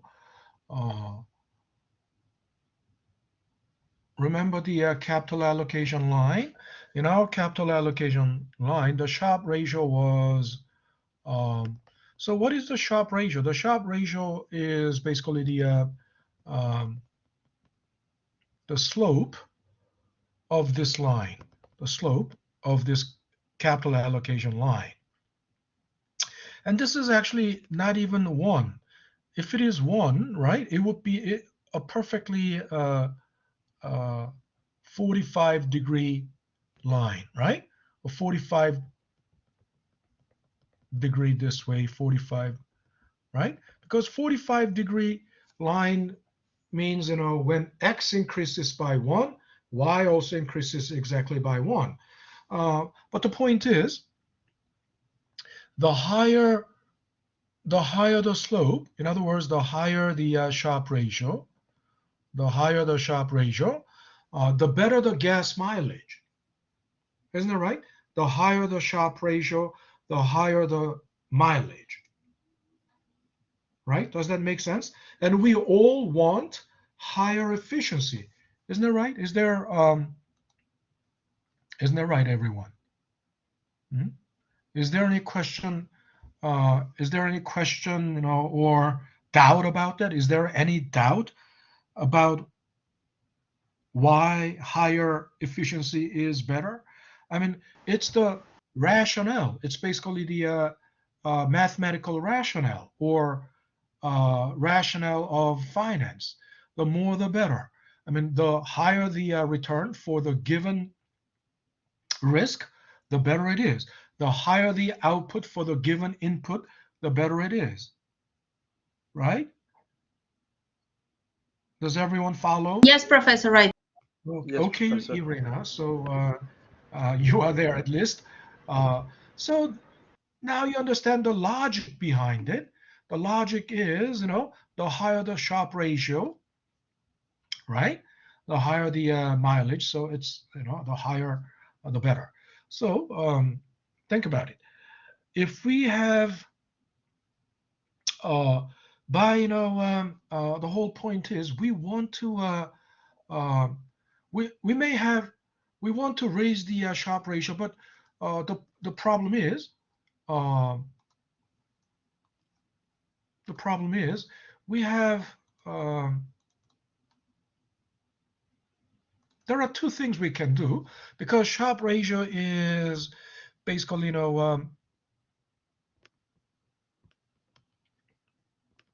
risk premium, right? Risk premium over standard deviation of the portfolio. To increase this, there are two ways. I mean, in microeconomics, tells us either we hold this constant and we increase this, or if this is not possible, only other way is, I wanted to, why is it? The only other way is keeping this constant, we minimize this, right? Either we maximize the numerator while holding the denominator constant, or we minimize the denominator while holding the numerator constant. Only two ways we can increase the Sharpe ratio. Lots of times, so there's a limit to what we can do about the numerator, but while the numerator is given, we can minimize the standard deviation or the variance by weight, by varying the weight, by varying the weight. Okay, this is why, this is what we are going to do eventually to find minimum variance portfolio. But to do that, first we need to. So I'm going to close this. Probably I might have to open this again, and then I don't want to draw all this all over again. But so make a if you can have photographic, if you have a photographic memory, please take a picture of this in your mind. Okay, if you have a photographic memory. So I'm going to close it. So I want you to open this file, and I already said we're going to use this. So in the first hour and in the second hour, you should have this already open. This is something we already did, so it won't be that difficult. But this time, so now the bottom tab says 6.2. Now we have stock portfolio and bond portfolio. Also, 4 scenarios, right? Severe recession, mild recession, normal growth, boom, probabilities, for each scenario, right? Each state of the economy. So we know what to do. Oh, the probability weighted returns. Probability weighted returns, we know it's not difficult, it's simple, times this. And I want to, because probabilities, we're going to use it, over and over. I'm going to lock that, so F4, hit function F4, right? So once you're locked, then you drag it down. It's not a difficult thing. You drag it down. And weighted average of that, right, which is the sum of that, that's going to give you what's going to happen. Did I lock?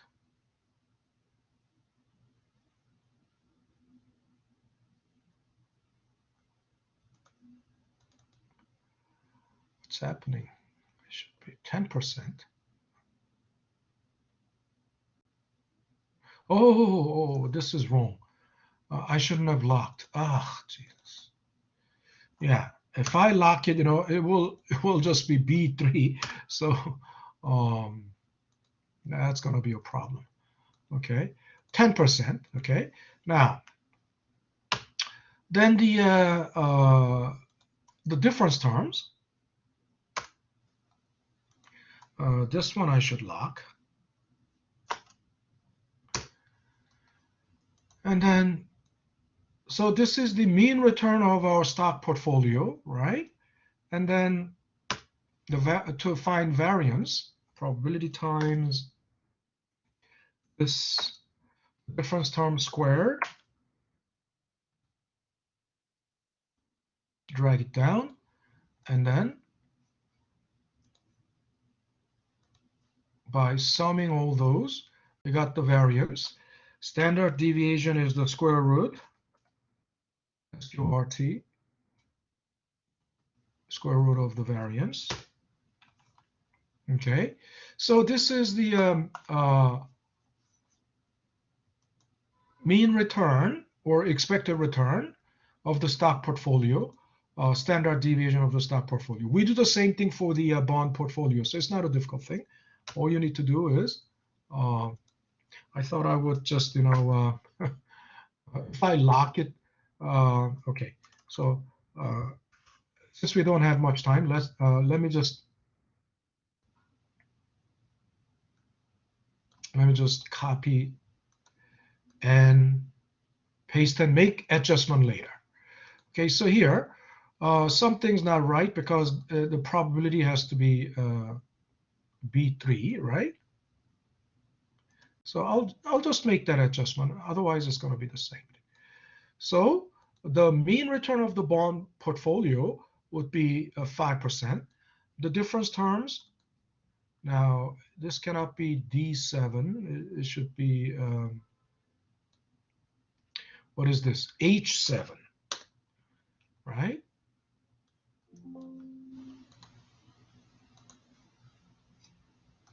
H7. I'll just change to H.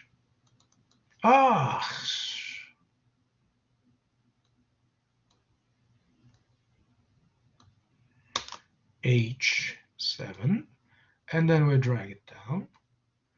And then here, probability times the difference term squared. Probability is in the column B, so I just change that, and everything will automatically adjust.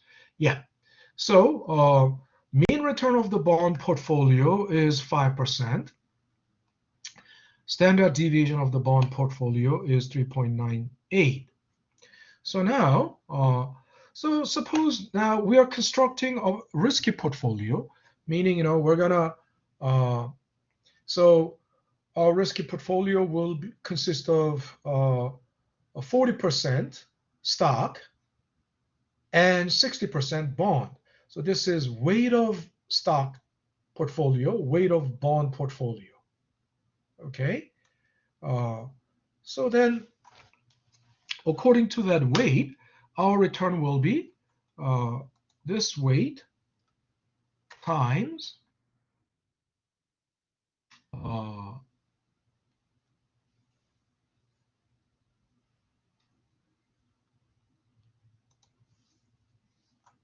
the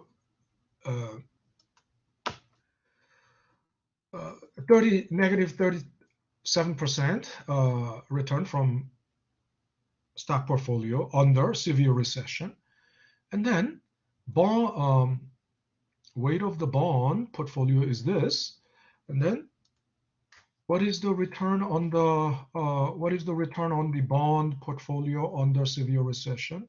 This. Now we will lock the weight because this weight of these probabilities and these weight of stock and bond won't change.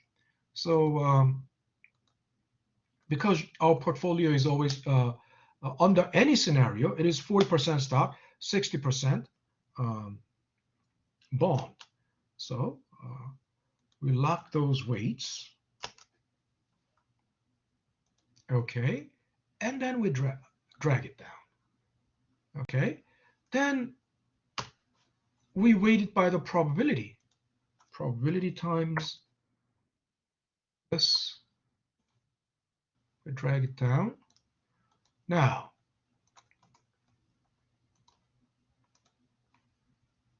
the mean return will be then, 7%. I mean, let's give it like, is it exactly 7? Give it, it's exactly 7. Give it 2 decimal places. Also give it 2 decimal places. Okay. And then to find, standard deviation, the difference terms. So, not this one, minus this. Of course, it will lock mean return, so it will always be the same thing, as I scroll down, drag it down. So So I drag it down. And then probability weighted square difference terms. Probability weighted difference term squared.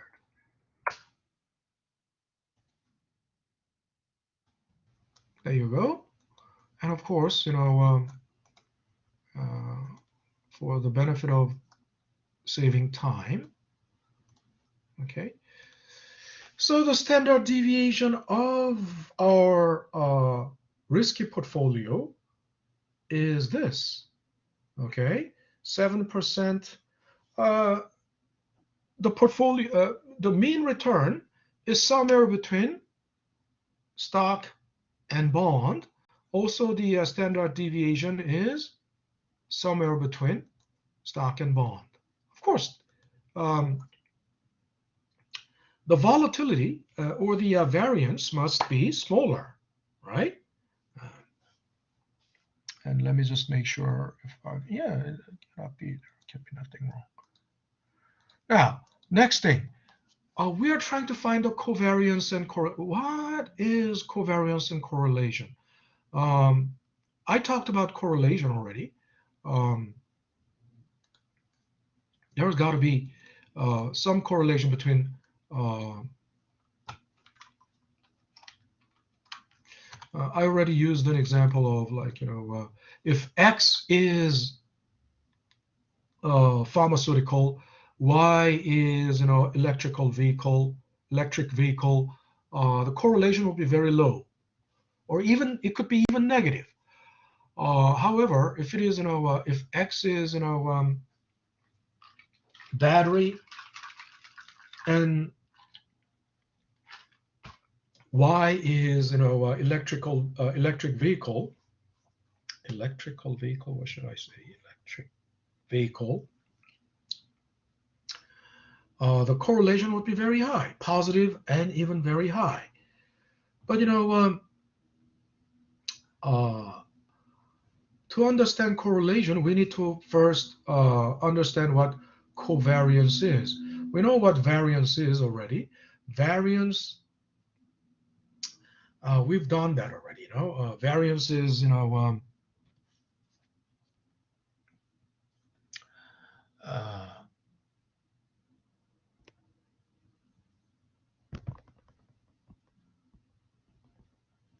covariance is just like variance, but if it is stock only, right? And probability, right? We are weighting it by probability, right? Probability of I. And then if it is stock, right? Return of and expected return on the stock, whatever it may be.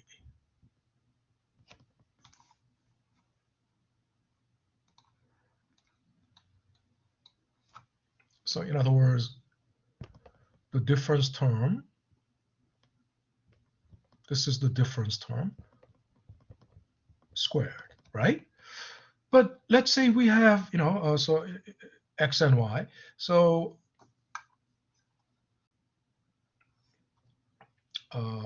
if X is stock and Y is bond, right?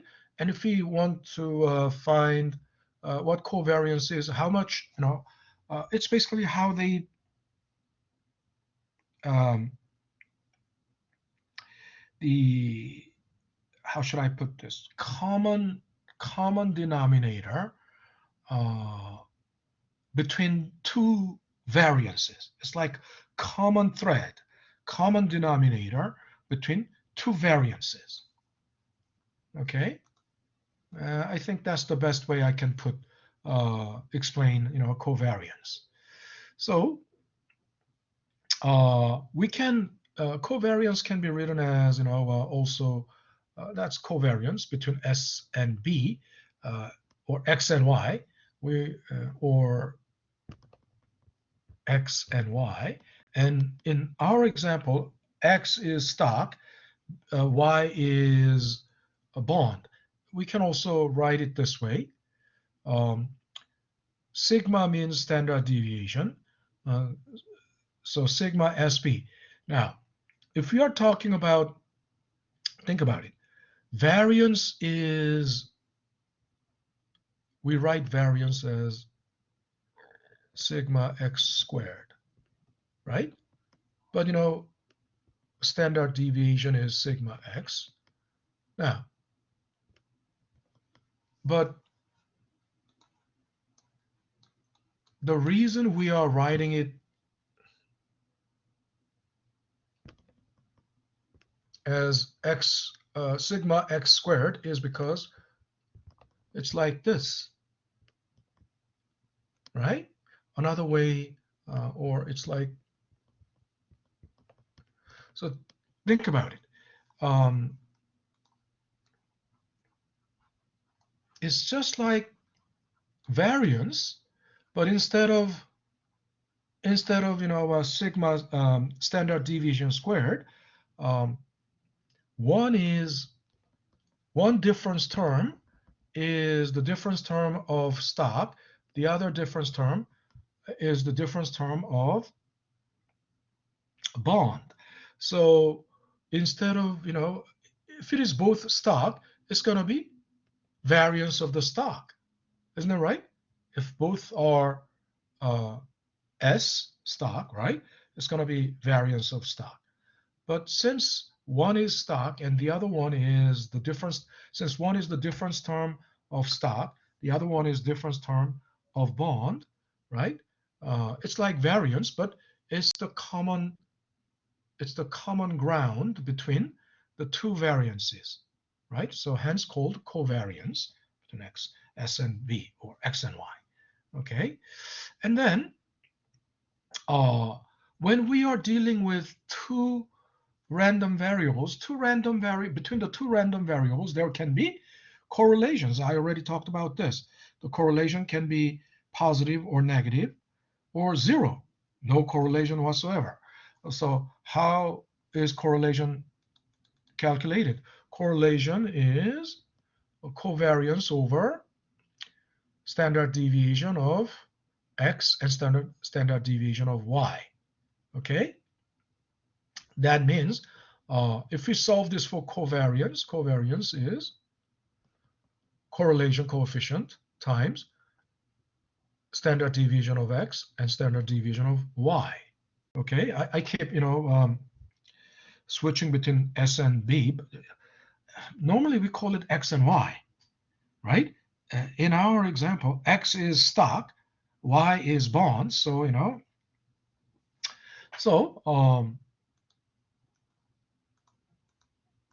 now that's what we are going to do.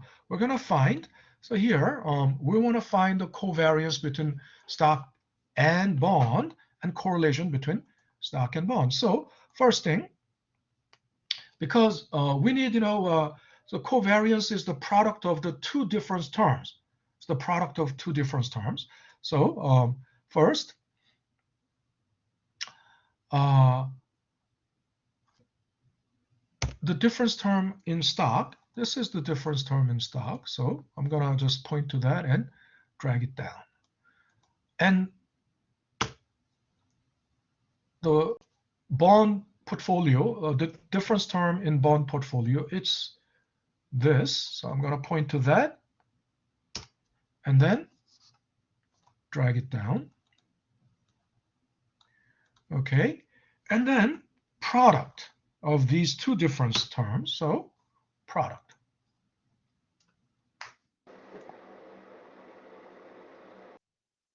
Okay. And then you drag it down. Now, we weight it by the probability.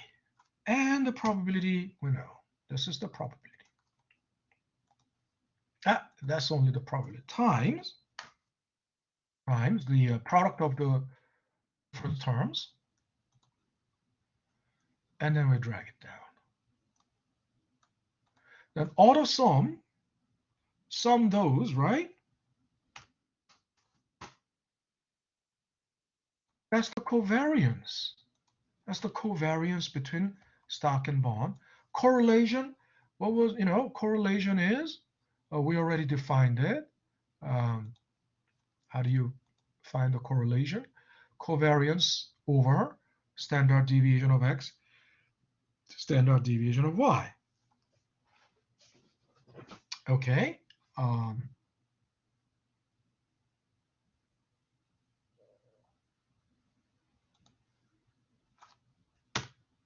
So covariance over standard deviation of stock times standard deviation of bond. Enter. Oh, there's about 0.42, correlation of 0.42. It's the correlation is, there is positive correlation, but it is not clearly not a very strong correlation. Isn't that right? It's not a strong correlation. Correlation is not even half. So correlation still, it's positive correlation. I mean, you cannot say it's positive correlation. That means there is definitely correlation because it's not zero. If correlation is zero, there is no correlation whatsoever, but it's still slightly positive correlation, right? Yeah, stocks and bonds actually do have positive correlation, actually. Why? There is some, of course, when especially long-term bonds, short-term bonds, and stocks generally have negative correlation, slightly negative. But long-term bonds and stocks have positive correlation. That also means between the short-term bonds and long-term bonds, there are some negative, slightly negative correlation. But anyway, this is how you find covariance and correlation in a risky portfolio between, stock portfolio and bond portfolio. Okay, so was that what they got?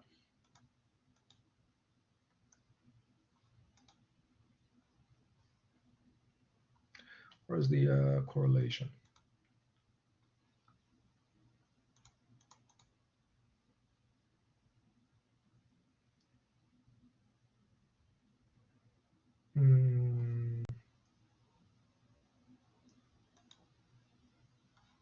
They got negative, but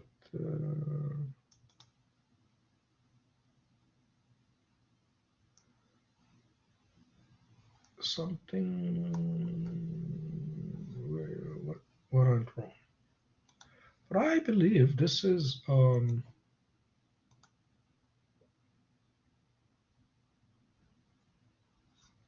me just check. Professor, in the bond portfolio, In the bond portfolio, second one, yeah. So the PR multiplied by HPR, it should be B3 to G3, right? yeah, because And probability is. And after in section I, you're supposed to have G3 minus H7, correct? H7, yeah, because it's the mean of the bond returns. Yeah. Mean of. So it should be minus 14. Yes, correct. The first one. Minus what? Minus 14. This number's minus 14. Yeah. No, 9. It should be. Yes, it should be 9 minus 5. It's going to be minus 14. 9? Oh, yeah. I'm sorry. It should be. Oh, that's what went wrong. This column, right? Yes. Gee, no wonder. So once that's corrected, then everything is corrected automatically. Correlation is slightly negative now, right? And that's what they got. Correlation is slightly negative. But it's still, 0.49. I got 0.42. Where did I go wrong?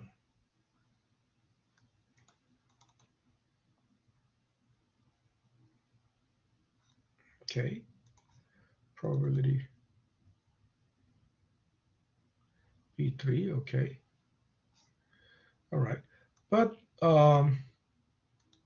this is how it is done, right? So let me see. Probably I was pointing to E3. Okay, and then yeah. So covariance should be okay. Where did I go wrong?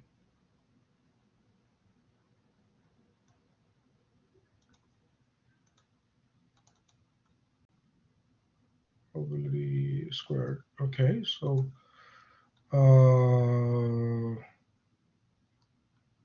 standard deviation of the 6.65.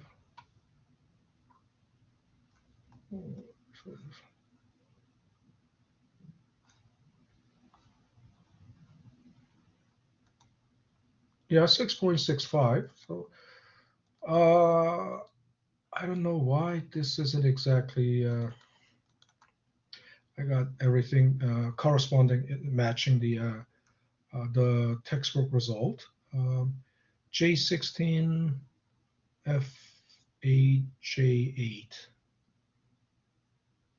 Yeah, standard deviation bond, standard stock bond. What's covariance? 0.258.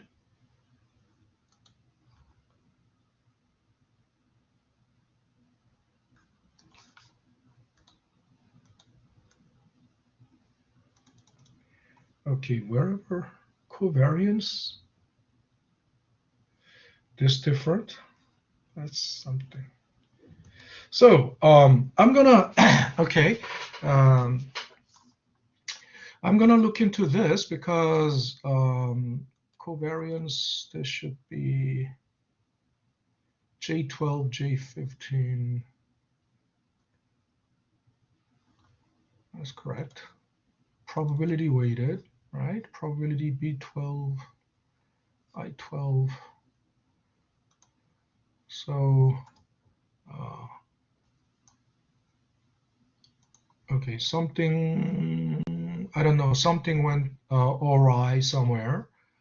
But, that's how you do it. And so any questions so far? Any question? Any questions? All righty. If you don't have any further questions. Oh, Irina, you had a question? I just lost on the second part because I was wondering why my first part wasn't identical. So I'm gonna see later. Yeah. Second part, you mean here, this one? Yeah, correct. Yes. Right.